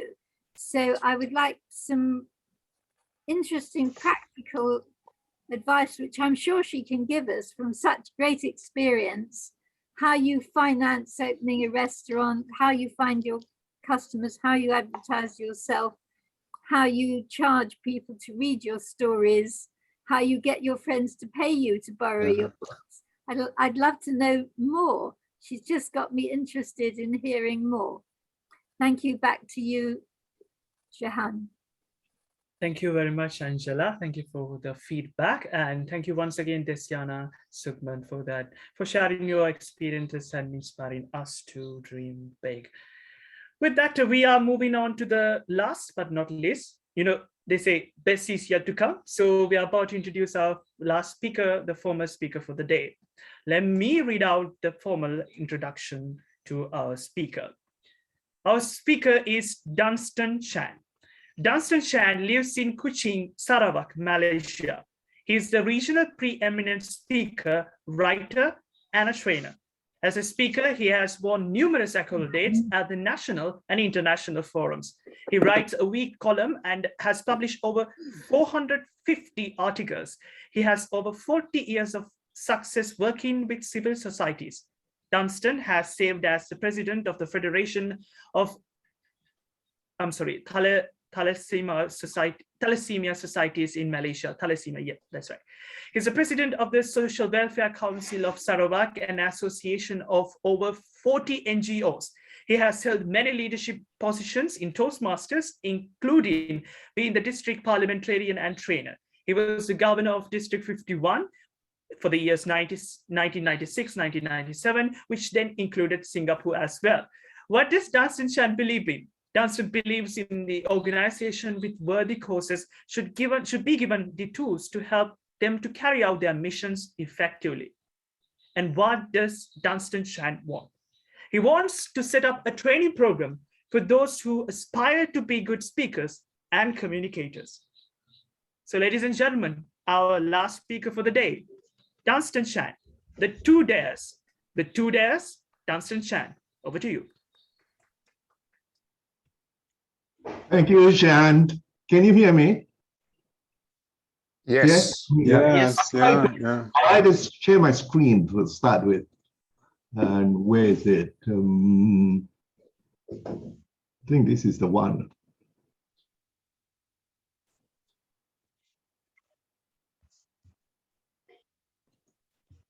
You have the access to share the screen, right? Yeah, but can the host let me share, please? Yeah, you can see at the bottom of your computer, you see the green sign share screen. Yes. I know. I'm clicking it. It's not working. Nothing happened when you click it. Yeah. All right. It's working. Have you got it now? Yes. Yes. Yes. You need to make it full screen. The cinematic mode, yeah. Am I on full screen or I'm not? Am I on full screen or not? No, we can see slide 1, slide 2. You go to slide 1 and click. Go to slide 1. Yeah, click the slide 1. And it's just I don't know. Let me take it out first. Yeah, you got it. You got it now. Now you go to the bottom of your screen. You see right at the bottom, further down on your left, further down, you see a sign that says like a full screen sign. Further down, further down where there are some icons. Yeah, you got it. That's right. Okay. You got it? Yeah, you got it. You may proceed, yes.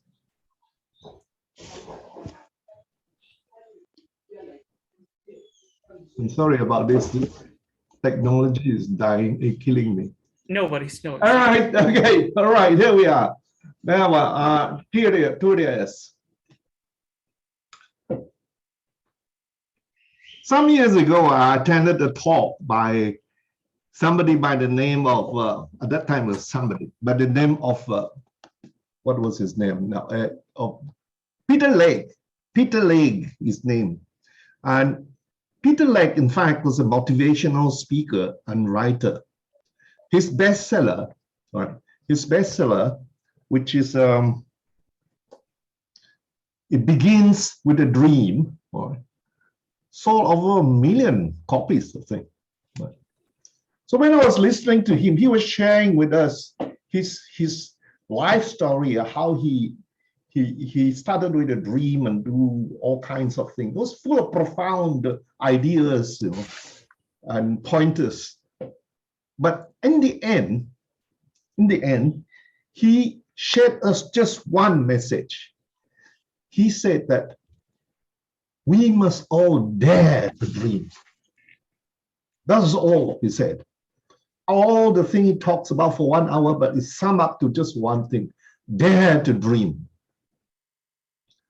I was so fired up by the talk, really fired up by the talk. Then I had at that time the audacity to dream To dream, not just any dream. I dreamt of wanting to be the world champion in public speaking. Right? So that was my dream after listening to his talk. Now, the thing about dream is this. It's all very well to dream. But between our dream and the realization of that dream is a gap. No, it's more than a gap. It is a chasm. We're looking across there. And it is a chasm which we have to bridge. We have to bridge. We have to build the stepping stones to reach that. I was reminded of the word of the motivational philosophy by the philosopher by the name of Henry Thoreau. He said, dream is in the realm of imagination. It is about building castles in the air. But there's nothing wrong with building castles in the air. Now, he said, go and build the foundations under this castle. When I thought about his word, it really moves me. I realized that it is okay to dream, but not enough just to dream. We have to do what I call this, build those bridges.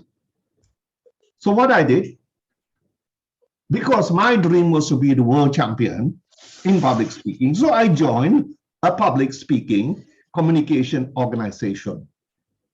I started from ground zero. I just think of myself being starting from ground zero. That means I learned the simple fundamental of public speakings. Is public speaking 101. I started from there one at a time, one step at a time. I did that because I remember that I must build the bridge. So I did that. And then I took part in all the speech contests in my area, in my region actually. And of course I practice. I practice on my friends, I practice on my families, and when they got tired of me, I practiced in front of a mirror. But it paid off. In the year 2000, I became the champion of then the Toastmaster District 51. Toastmaster District 51 was a very big district. It was the biggest district in the world. It covered 7 countries at that time. Right? It was Malaysia, Indonesia, Singapore, Thailand, Hong Kong, Macau, and Brunei. 7 countries. So to reach the top of the speech contest of District 51 is not an easy thing. You have to fight your way right up there. I remember in our contest we have 13 contestants. But I won that, and I earned a slot in the World Championship in America. I won a slot there. So I went to America and I took part. But unfortunately, I was not placed. But the point is this, it was a remarkable achievement. It was a remarkable achievement to reach to the world stage and to speak with some of the best speakers in the world. When I come back, my friends were very encouraging. They said, never mind. If you fail once, try again. Right? And then they chant, dare to dream, dare to dream, dare to dream. And everybody expected me to try again and again and again, dare to dream, until I became the world champion. But no. In fact, if you look at the list of world champions, you didn't see my name there. What happened? What happened? I also don't understand. I hit a brick wall. After trying so hard, I hit a brick wall. And I even asked myself, what is this brick wall? A lot of people said, why don't you try? Because you have already the qualities of being a world champion. All you need to do is keep trying. But I hit a brick wall.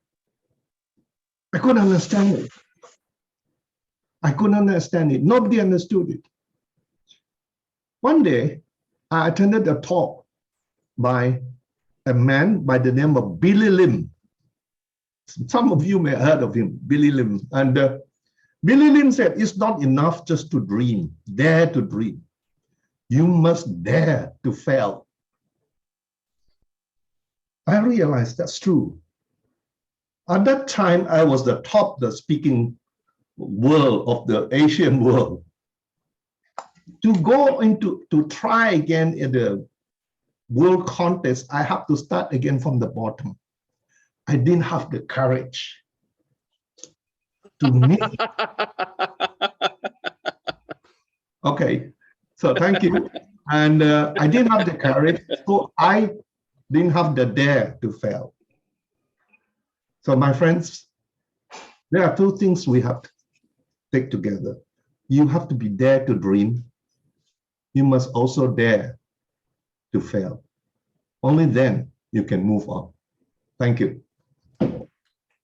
Thank you very much, Dunstan Shan. Dare to dream, dare to fail, then only you can learn and move ahead. Thank you very much for that wonderful message. 7 minutes, 50 seconds. You're right. Okay. Terrible. And to if we don't have any volunteers, I would like to hear from some of the experienced speakers to give Dunstan feedback. Raju, would you like to give a feedback to our speaker? Sure. Wow, Dunstan, what a teasing title you had for your speech. It caught my attention even before you spoke a word about it. And the powerful messages, you quoted your own personal story where there's a lot of credibility associated to it because it's your own experience. And I like the way when you mentioned that you hit a brick wall. You know, that was an apt situation where it was no way out. And I liked the emotions and your vocal variety when you actually gave the speech. I was actually involved. I could easily connect with you because I've been in the same boat like you.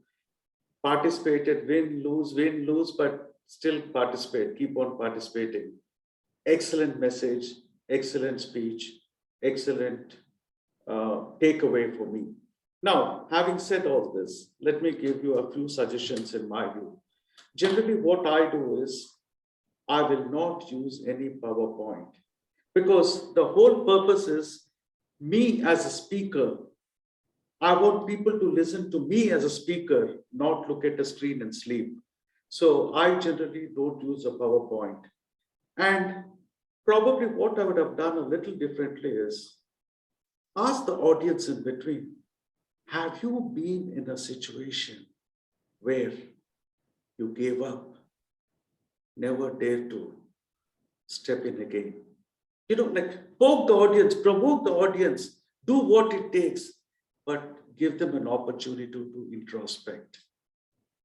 But having said all this, and you know, probably like if you tell it as a story with some unexpected twist, that would add further spice to the speech. Overall, thank you very much.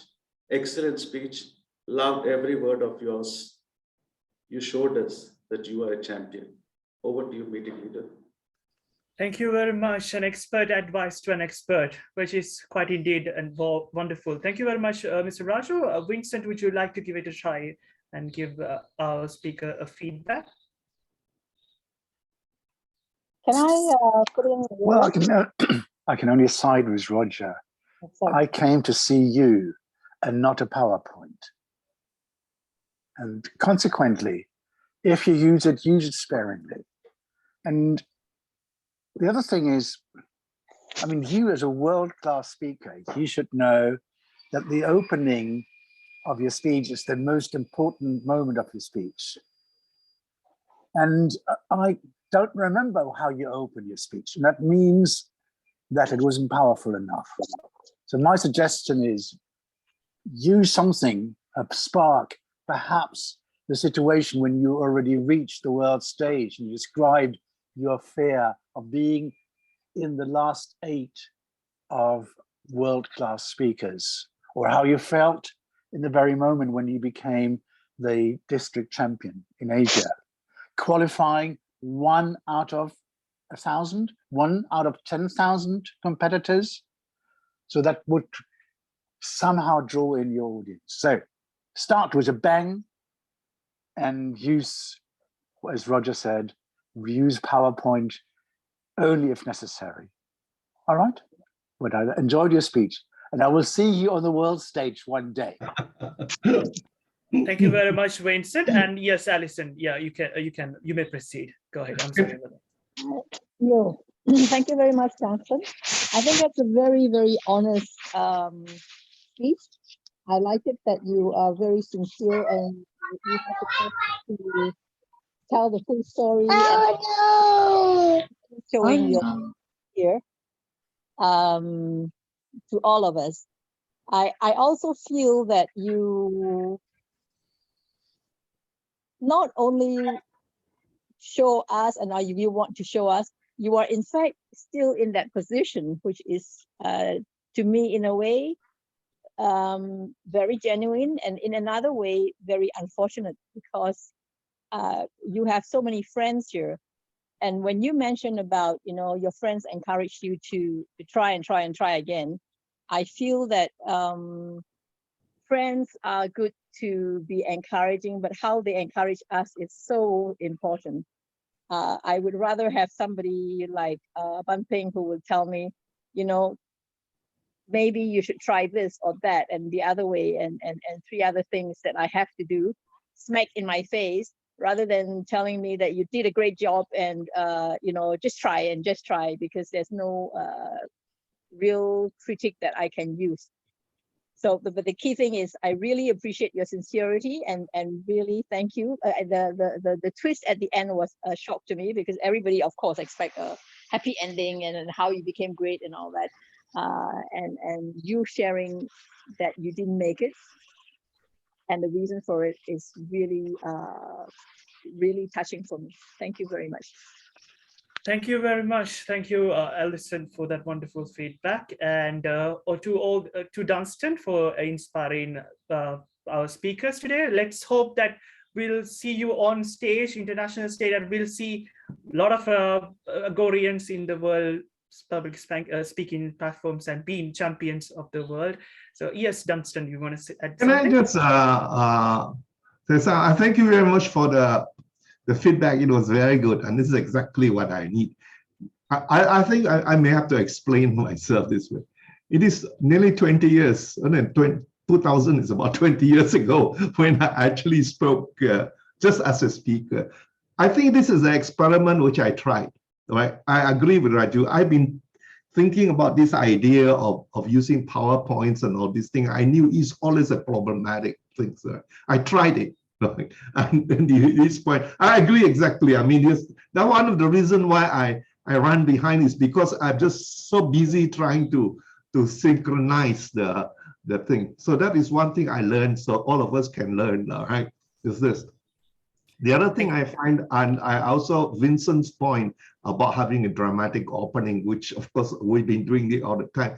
I believe one of the reasons why my style changed is because since the year 2000 something, I stopped speaking, I became a writer. I am a regular columnist, I write every week. I've been writing for about 13, 14 years, every week.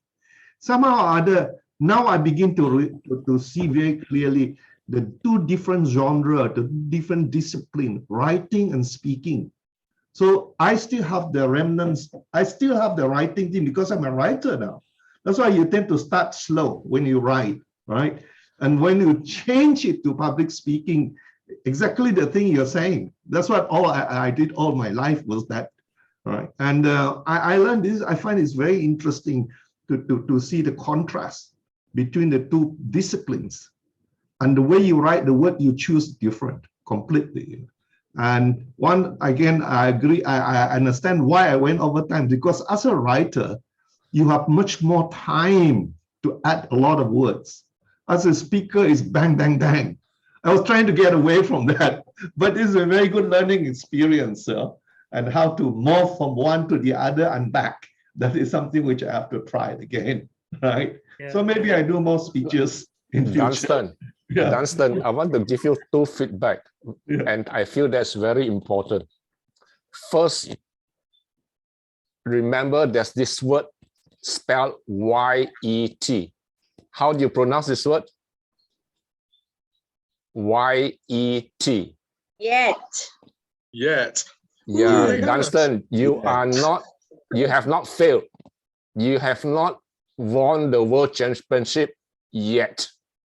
You are not done yet. Yeah, you're not done yet. So that's the first thing for you and for the rest of us. Remember, not yet. It's not failed, not yet succeed. First one. Agree with you. Second one, Dunstan, you have been writing for 13 years, but you're writing the wrong stuff. You should be writing movie script for James Bond movie, where you start with all the exciting action. No.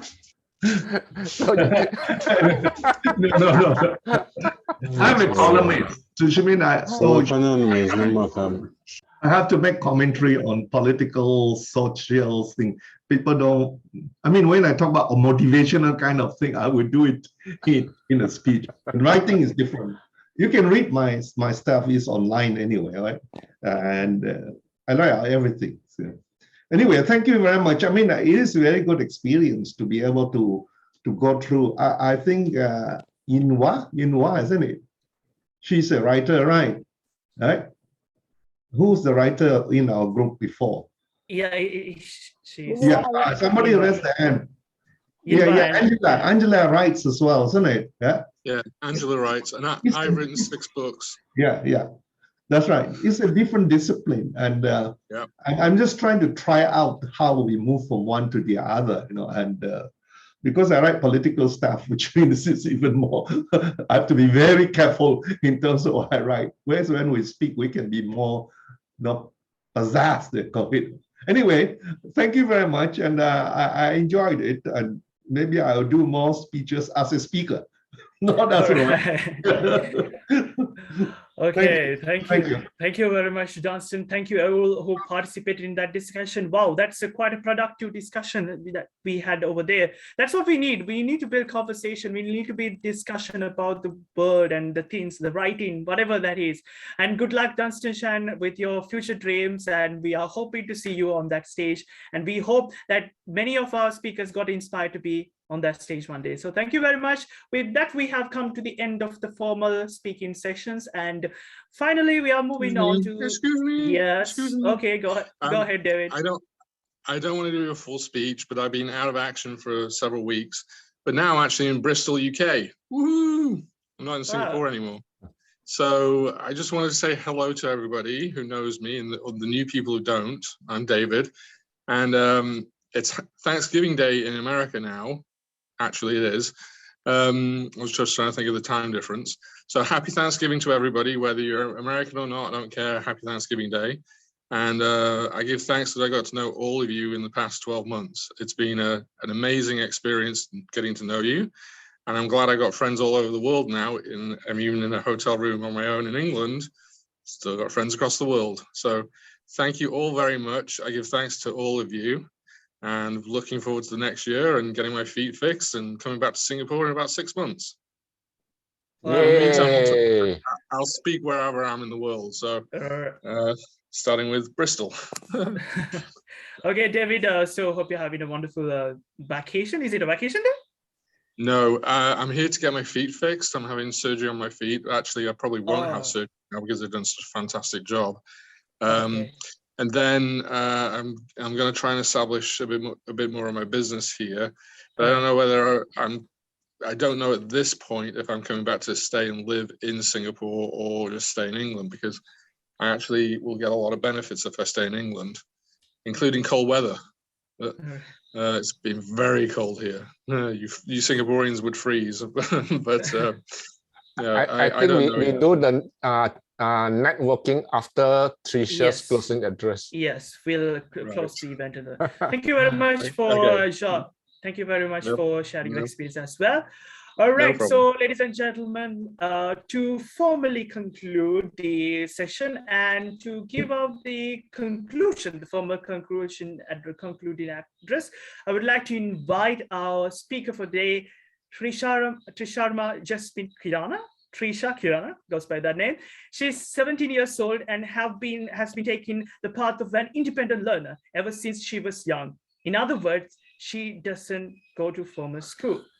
Because of that, she has her week filled with other various activities such as digital drawing, music classes, martial arts, and traditional dance, holding English sessions for kids, most importantly, public speaking.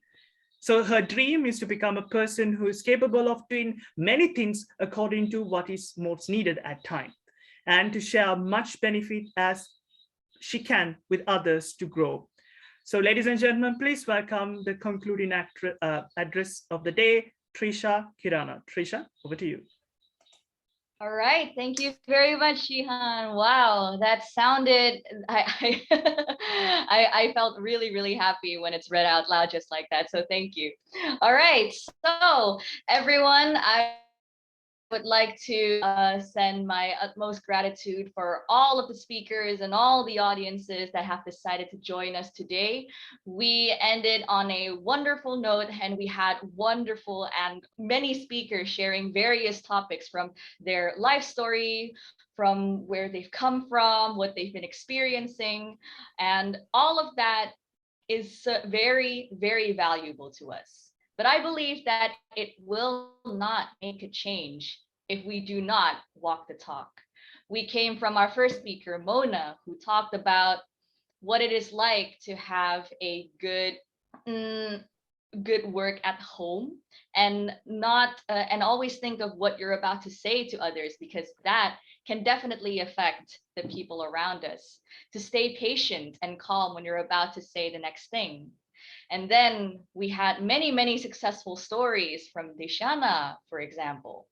And she shared all of her achievements and encouraging us that we can definitely take our first step towards that goal as well. So from these examples, it's not only something that we see tonight, but it's something that we will also see from all of you. So go ahead, take the first action. From these speakers, they have made the first step to encourage us. And it's our job to walk the talk and make that next huge step. So I would like to say thank you for all the speakers. And with that, we also got to listen to many other stories, for example, from our evaluators. So it's not only one way, but we will opened up many paths for others to share their own experiences as well. And that is what I truly love about Agora. The inclusiveness and also the diversity is what we value. So thank you very much. And I'd like to return this back to our MC, Shihan. All right, thank you very much, Trisha, for that wonderful conclusion of the meeting. And just like Trisha mentioned, it's all about inclusivity. It's all about diversity that we are experiencing right now in this Agora meeting. So fellow Agorians, just now, it might be a hard time. It might be the lockdown in Singapore. It might be some restriction out there in UK. It might be restrictions out there in Indonesia. But remember, the light will always come out of the darkness. But right now, what you have to do is not to curse the darkness, but to learn from it, embrace it, learn from it, and then move ahead of it. So ladies and gentlemen, openly invite you to feel and wonder the experiences that we bring you through Agora. With that open invitation, I formally conclude today's session 2 minutes ahead of the scheduled time. But anyhow, I'll be handing over the session once back to our coach, CK Arora, to conclude their important words. And then the president will take over the charges. Thank you very much. I'm your MC for the evening, Shahan Paul, all the way from Sri Lanka. Bye. Have a nice day. Thank you very much, Shihan, for doing this MC job so wonderfully. And thanks to all the speakers and all the evaluators for doing a marvelous job. I had a ball of a time today. For the first time, I had to take a seat back and relax and enjoy all the speeches and learn from them. And now it's my turn to say something. Are you interested to listen to me, or are you want to listen to some of the more speakers? We are interested. We are interested. Do we have a choice? Good question. And we love that smile. We love that. Go ahead. Right. So I want to thank Ben Peng for giving me a slot on 23rd of December. We are going to have this entire session, which is going to be discussing about happiness. So the name of the session is Happiness Blueprint. Let me, give you some small introduction right now, and then I'll pass it back to Ben Peng for expert comments. So the end goal of every human pursuit is happiness. Yes, whether it is job, whether it is marriage, whether it is business, whether it is any project or any activity, any pursuit, any project, the end goal is always happiness. But the reckless chase for happiness actually may result in sadness. And I have created this acronym. Sadness means stress, anxiety, depression, negativity, exhaustion, scars, and setback. So if we are chasing happiness, we will get sadness. Isn't it amazing revelation? So we don't chase happiness. We create happiness. It is in our own hands. And that's what the session is all about. How to create happiness within you. It lies within us. We are born with it, so we don't have to search anywhere else. It lies within us. So this is basically a 10 days program. Starts with 2.5 hours of introduction, which is going to be on 23rd of December. Then it is followed by 8 days of 15-minute activities, which will be passed on to you through WhatsApp. And then we'll end the session with another live session to understand what you learned from all these previous 9 days.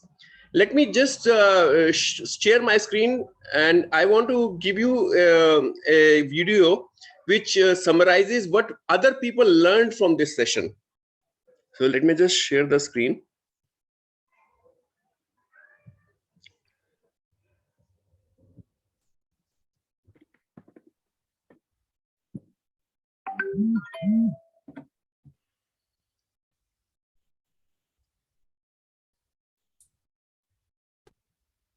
So I'll just play, then you can tell me whether it is audible. Coach, Mr. C.K. Arora. Is it audible? Yes. Okay, great. Click full view for the Mr. video. C.K. Arora took us to the great height of happiness in such simple and doable ways. He also revealed the secret ways of creating happiness. Mr. C.K. Arora reminded us about all the beautiful things around us which create manifold happiness in our life. So thank you, sir, for such beautiful journey of happiness. Coach CK Arora के that is mind blowing. मुझे इतना ज़्यादा advantage मिला है कि I can not put it in words.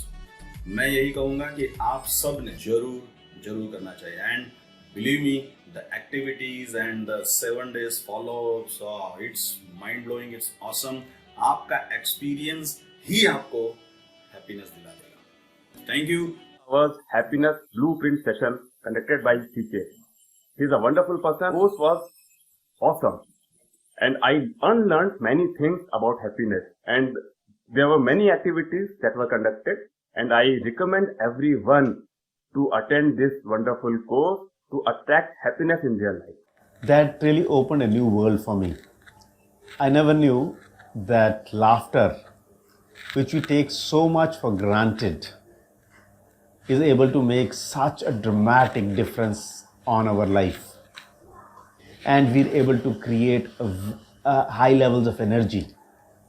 And with that energy, what we create in life is just phenomenal.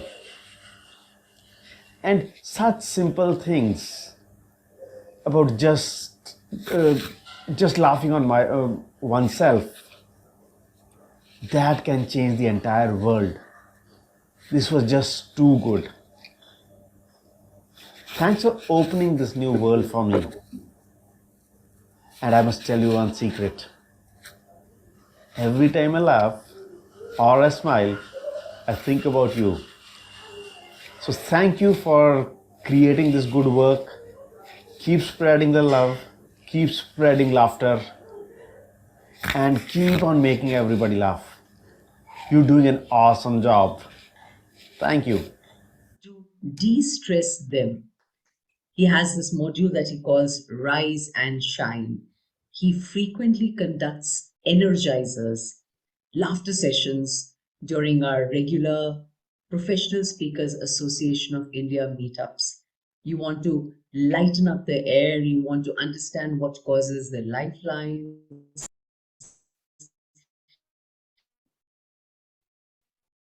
You want to appreciate what laughter can do for your health.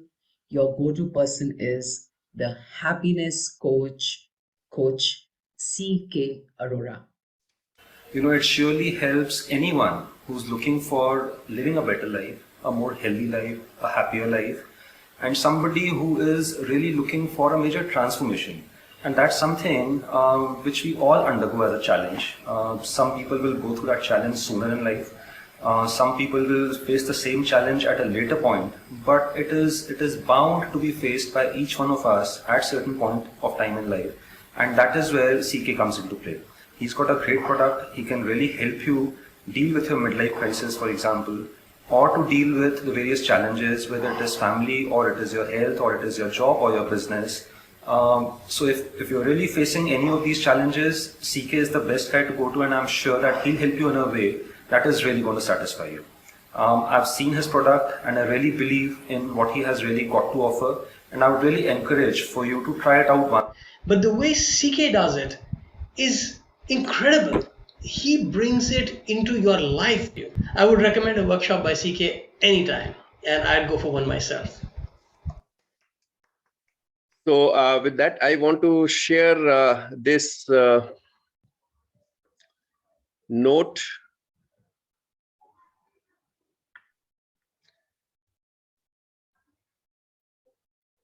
So what does this product involve?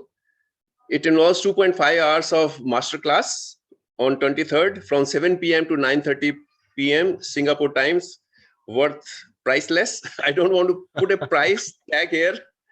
And then 8 happiness activities over 8 days through WhatsApp, again priceless, and concluding with 2 hours of live to recap, celebrate, and show the way ahead. All right.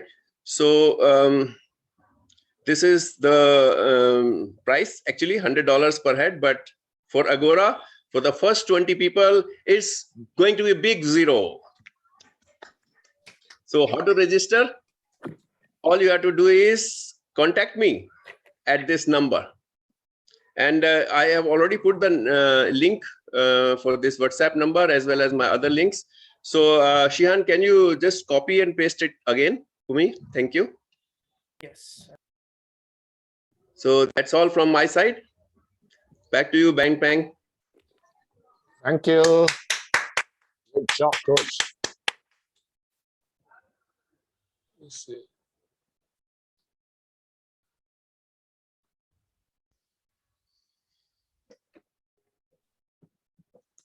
Let me go to speaker's view.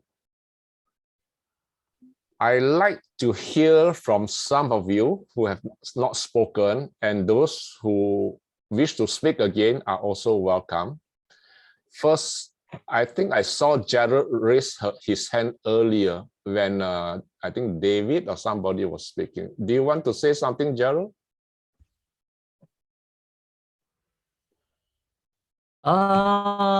Not really. Did I raise my hand? Yeah, maybe my eye playing tricks on me. But I definitely want to hear something from Yinghua. Something from me, is it? Okay. No, Yinghua. Oh, Yinghua. Hi. Yeah, it was very interesting hearing everybody's stories, and this is only my second time here, but I can't quite wrap my head around the fact that, you know, this is so international. It's amazing. There's people from all over the world, and it's wonderful to hear all of you. If you can give feedback to one person, who would you want to speak to? Perhaps, oh, I'm so sorry. I forgot her name off the top of my head, but from Indonesia. Young girl or the Yes, young lady. Yosefina? Yosefina, yes, Yosefina. Yosef. Yeah. Are you here, Yosefina? She's there. Show us your video. I was totally I'm here. Show us your video. Inspired by your courage, by your bravery, and I commend you, and I want to encourage you to continue, give speeches. Go for it. Okay. Okay. Thank you, Yinghua. Maria, let us hear something from you.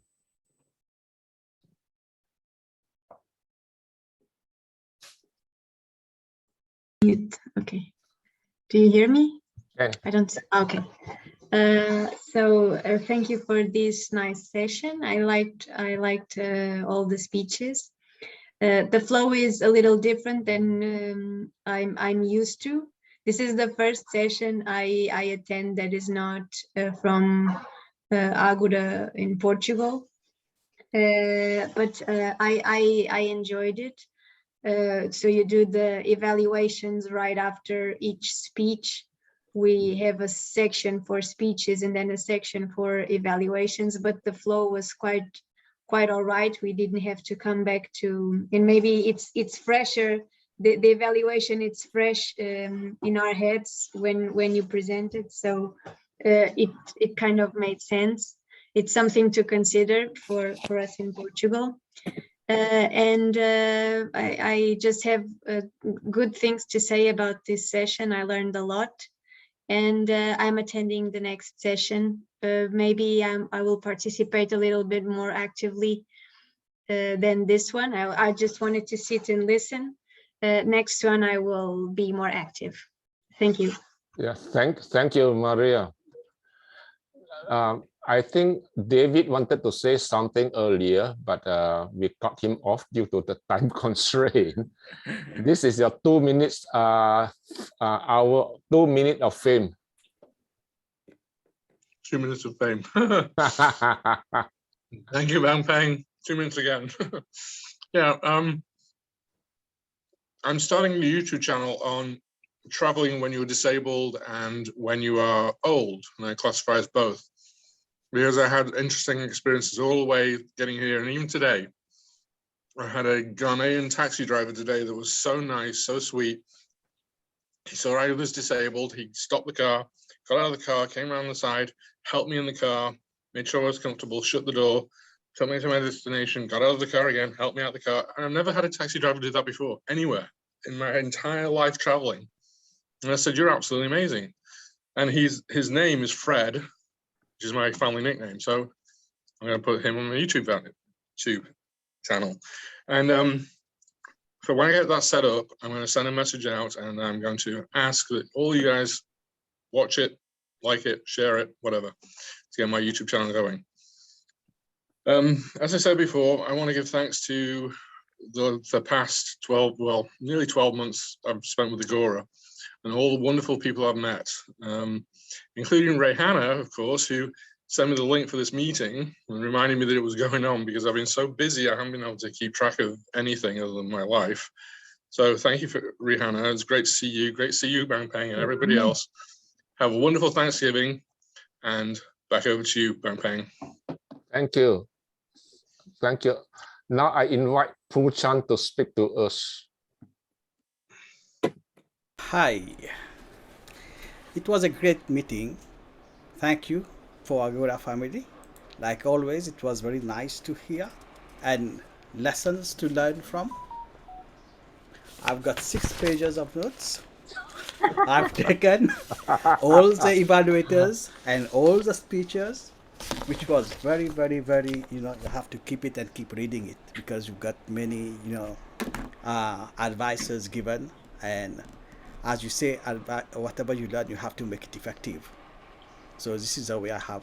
And one speaker who impressed me was Josefina Villeneuve. At such a young age, even though she says she was shy, but she had the courage to come and talk, not like me. I've taken 58 years to come here. Okay, and she deserves our applause, and she will be a big, very successful in her life. Thank you. Thank you, Bang Bang. Thank you. Rehana, you want to 2 minutes? Hi, so it's always a pleasure to be at Agora, always a pleasure to serve. And I know I haven't been on duty for a long time, but I've really been on some enrichment program, so-called. So yes, I'm always learning something new. And this Saturday, actually, I have a youth program that I am advocating. So I would like to invite, I've sent out the link, I will send out again. So please support this program that I have for the youth. This is one of the modules I'm doing. It's called Learning Styles. So if you have a youth who would like to come in and join us for 2.5 hours, we're gonna have a blast. Thank you. Thank you, Rihanna. Alison wants to say something. Okay, Alison. Can I take this opportunity also to ask for some support? The Dementia Singapore has just started a new club called the Dementia Social Club, and I'm the advisor. We're looking for people who have just been diagnosed with dementia, especially people who've just been diagnosed, and anybody else with dementia can join. This is now a free program. They used to charge before, but with this new program, it is free. So if you do know of anybody with dementia, especially the ones who are just being diagnosed or newly diagnosed, please contact me. And I can follow up with them. And if they want to be private, it's also fine. I will be able to handle all that. Thank you. Thank you. Let me see. Raju, we have not seen you for a long time. Maybe share with us something. Yeah, it was, I was on vacation, I've decided no meetings, nothing. And I think it was wonderful. It was wonderful, but it's exciting to be back to Agora and meeting all the friends. And it's always a learning process. Yeah. Thank you, Ben Ben. Thank you. Roslinda, you have not spoken a single word, Ross. Are you too shy to speak? I think she is observing. She's a very shy lady. Okay, is there anything else you feel that you want to share? Anyone in the room before I start speaking? Yeah, so I would like to thank, okay, Angela, go ahead if you have some. And I was going to give an evaluation of an evaluation. For the Nuru, yeah, Nuru is here. You can go ahead. Yes, you gave a lovely warm evaluation. You smiled and you said positive things. And you gave... Thank you, Angel. Yes, go on. Sorry? Yes, go on, please. So what's your face, Nuru? Oh, sorry, I'm already changed. I'm sure you guys don't want to see me.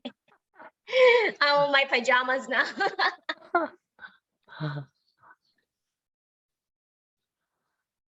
Angela, go ahead. Nurul is listening. It was a very good evaluation.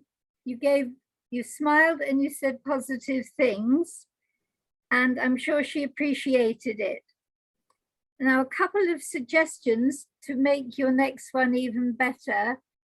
After you'd said all the lovely positive things, you said the word however. That's a negative word. Perhaps you could say something positive like, Now, in addition, something you can do extra to make it even better, and that would put the listener in a positive frame of mind. So I hope I put you in a positive frame of mind with my addition to what you could say. Look out for pausing, because you could have spoken more fluently at the beginning, had your first sentence very crisp, going straight into what you thought was good. And I've got one or two language things which I'll come back to later, as I've written them down and can't see them, but I will come back to you. All in all, very good. Just get rid of the word however, and always end on a positive note. And then you'll be absolutely perfect. Over to the MC. Yeah, thank you. Thank you. Thank you so much, Angela. Thank you very much. Okay. Yeah, I think Shehan was going to say something, right? Yeah. Yes.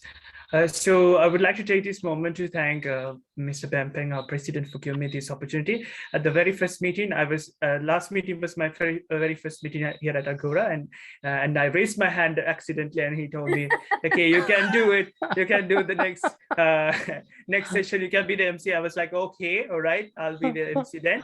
And then I have to remind Coach CK Arora for guiding me through the process and giving me the instructions that I needed to conduct this meeting successfully. Thank you everyone for attending and for joining and volunteering for the evaluations as well. And also thank you speakers for joining without putting me in trouble. Thank you very much. Thank you all for giving me this opportunity. Back to you, Bempeng. Oh, I don't know where I am. Oh, here we are. Okay, is there anyone else who feels something important that you want to share before I start? Coach. Okay, Coach, come on. So I want to ask who would like to be the next MC for the next event. Anybody would like to volunteer? When is it? Bempeng, the date? The date, hold on. I cannot recall it offhand. 8 December. 8 December, yes, 8 December. December. And is there a theme, or are we doing all speeches, or is it no, there will be a half-an-hour workshop. There will be, I think, 3 to 4 speeches followed by a half-an-hour workshop. Okay, all right. Wait, what does it mean? Is it a yes or no?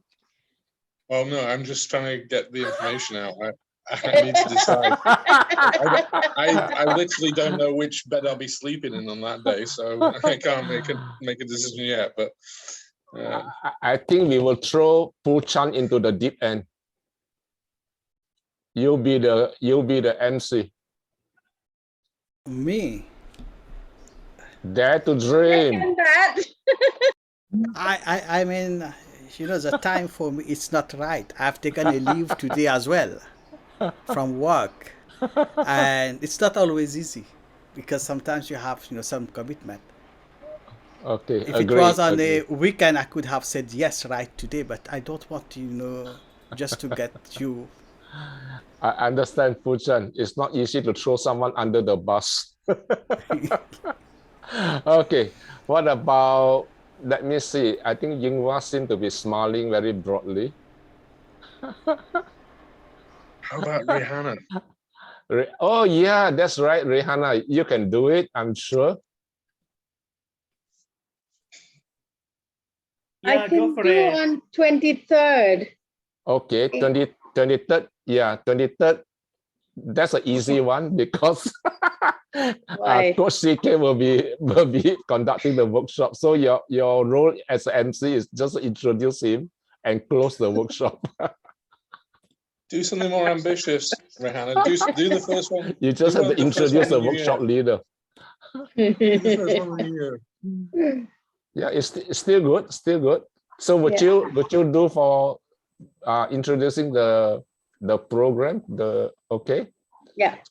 So Coach CK, you've got somebody to introduce you. Wonderful. I've got a beautiful cheerleader. Yeah. All right. Okay. So we are still Gerald. Do you want to be the MC for the next one? You do something unconventional. I'm good with it. Okay. So Coach, the next MC is Gerald. Okay. Hey. Don't worry, Fantastic. we will be together. You will not have to go alone. All right. All right. Okay. Now let me share some feedback for tonight's speakers.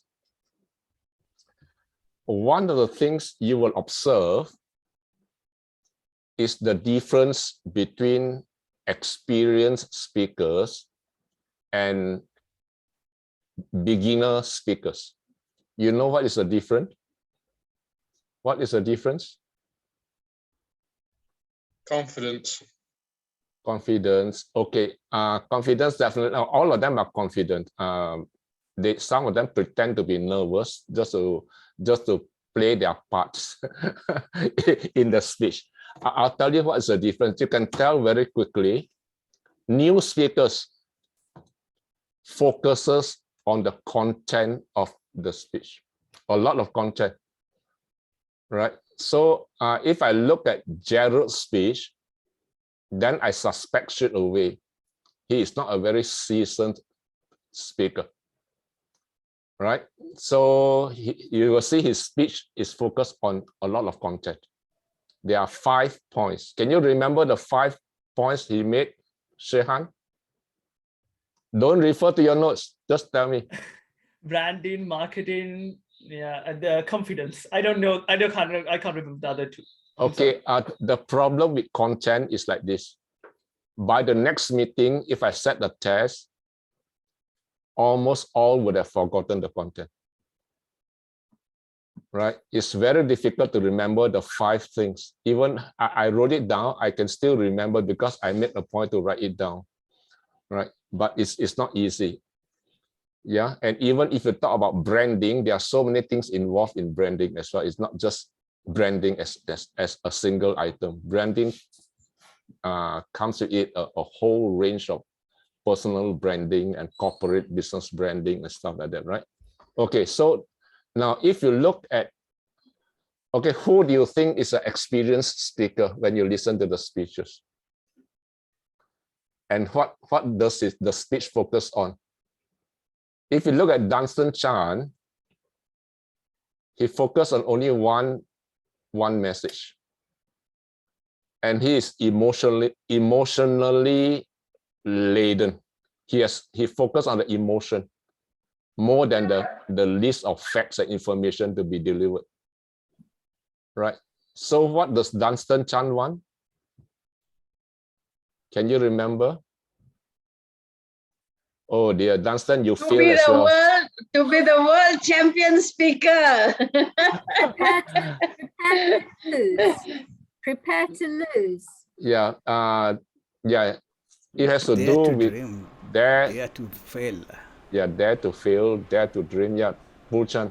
So a good speaker, trained speaker, focus on the emotional content, not the factual content, right? But unfortunately, Dunstan for the past 13 years switched career to be writer. So he got to come back for training to be a speaker. Okay, now can you remember this speaker called Lois Liu? Who can remember? Okay, thank you, Anna. Thank you, Gerald. Can you still remember how she appeared on the screen? She appeared like this, I think, when she's speaking, right? Can you see me? Okay, and then, okay, so that is not very good. So that one, I must blame Coach CK and Shehan. You failed. Yeah, no, when they check in early, these are the things you have to guide them. Yeah, as a leader, you must tell them, hey, your sitting position is not right, or your lighting is not right, or something, or your posture is not right, for example. So as a leader, that's how you prepare them to succeed, because your success depends on them succeeding. If they don't succeed, you cannot succeed. So you got to make sure that they put on the best show. Okay, so those are the some things. Now, if you look at Lloyd's speech, the evaluators have given their feedback. Now, you don't want to give a speech in that way. The message is good, but if you draw a graph, time on one line, and then the emotion on the other side. So emotion and time. If you plot the chart, the emotion goes down, down, down, down, all the way to the end. That is not a good speech. Okay. Now, when you plan your speech, you plan not only the content, plan the emotional timeline. In the opening, first 30 seconds, 45 seconds, what do you want your audience to feel? Right? Most people, what do? They focus on what information they want to transfer to the audience. They don't think of what do I want them to feel. So I ask you, in your opening, what do you want your audience to feel?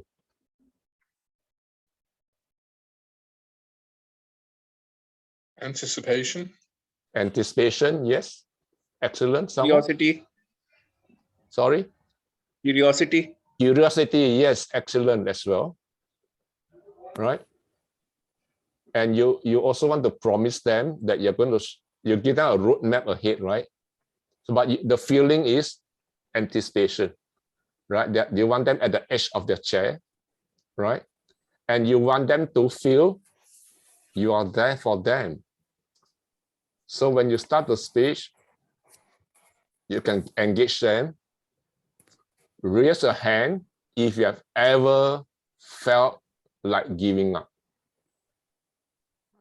Right? So now David raised a hand. The rest of you, if you raise a hand, you'll feel that I'm really connecting with you.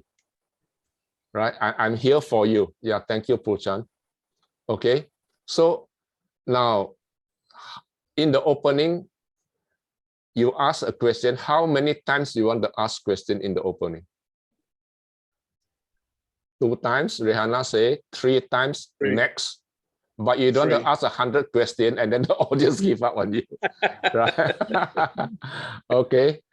So you will need to ask a question. But if you look at some speaker, if I remember correctly, it's Deshiana, she asks question, but she doesn't pause after asking the question. Okay. So whenever you ask, you must pause. And you must stare at the audience and make sure they respond. You cannot just ask, and then nobody respond. You're like talking to the wall. You're not connected with the audience. Okay, so those are basics that we must remind ourselves all the time.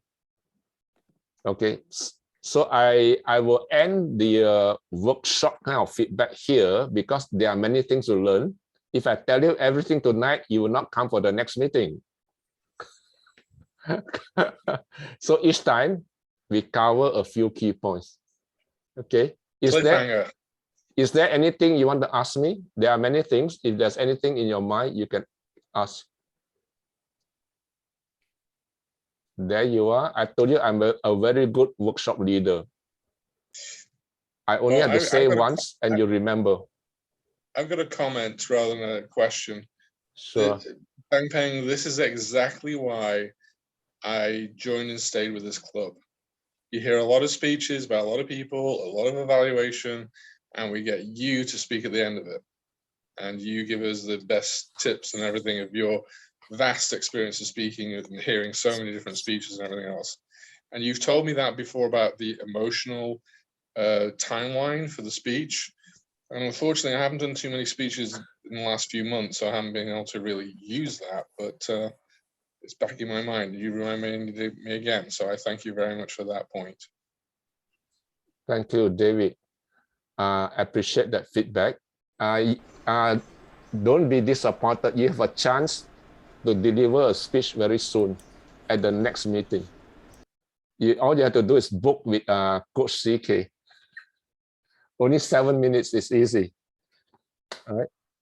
Okay, the rest of you, if you wish to speak, book your slot early, because I think somebody called me today and wanted the slot to speak. I said, no, the program is planned ahead already. You cannot do it at the last minute. Josefina, thank you very much. We are very proud of you. You are like a hero, our hero, in fact. And I wish I had your courage and your ability to be able to speak at 14 years old to an international audience. I advise you connect with Coach, our speech coach, Raju. And Deshiana also, contact Raju. Raju is very good at coaching for public speaking. So if you want laughter, you go to Coach CK. Yeah, but two of you, if you need, I'll give you the contact, WhatsApp contact, Raju. He is very, very good and also very kind-hearted and always willing to help. So if you want to improve on your speaking, contact Coach Raju. If you cannot remember his number, you just drop me a text message. I will forward his number to you. Okay. Gerald, are you still here? Oh, yeah, here you are. Yes. Here you are. You have a wonderful speech message.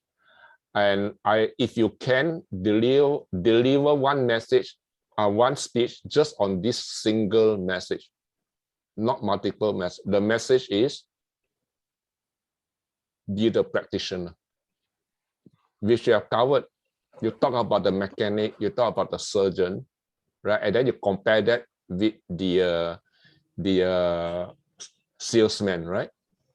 So that message resonated very well with me, because just like you cannot be a Christian by holding a Bible in your hand or by going to church every Sunday, you got to practice it, right? So if you want, you cannot be a mechanic by having a diploma or by walking into a garage. You must practice as an apprentice so that you can actually repair the brakes of the car, like you said, right? So the message to be a practitioner, to apprentice under the expert, I think that is a super message that a lot of people do not know.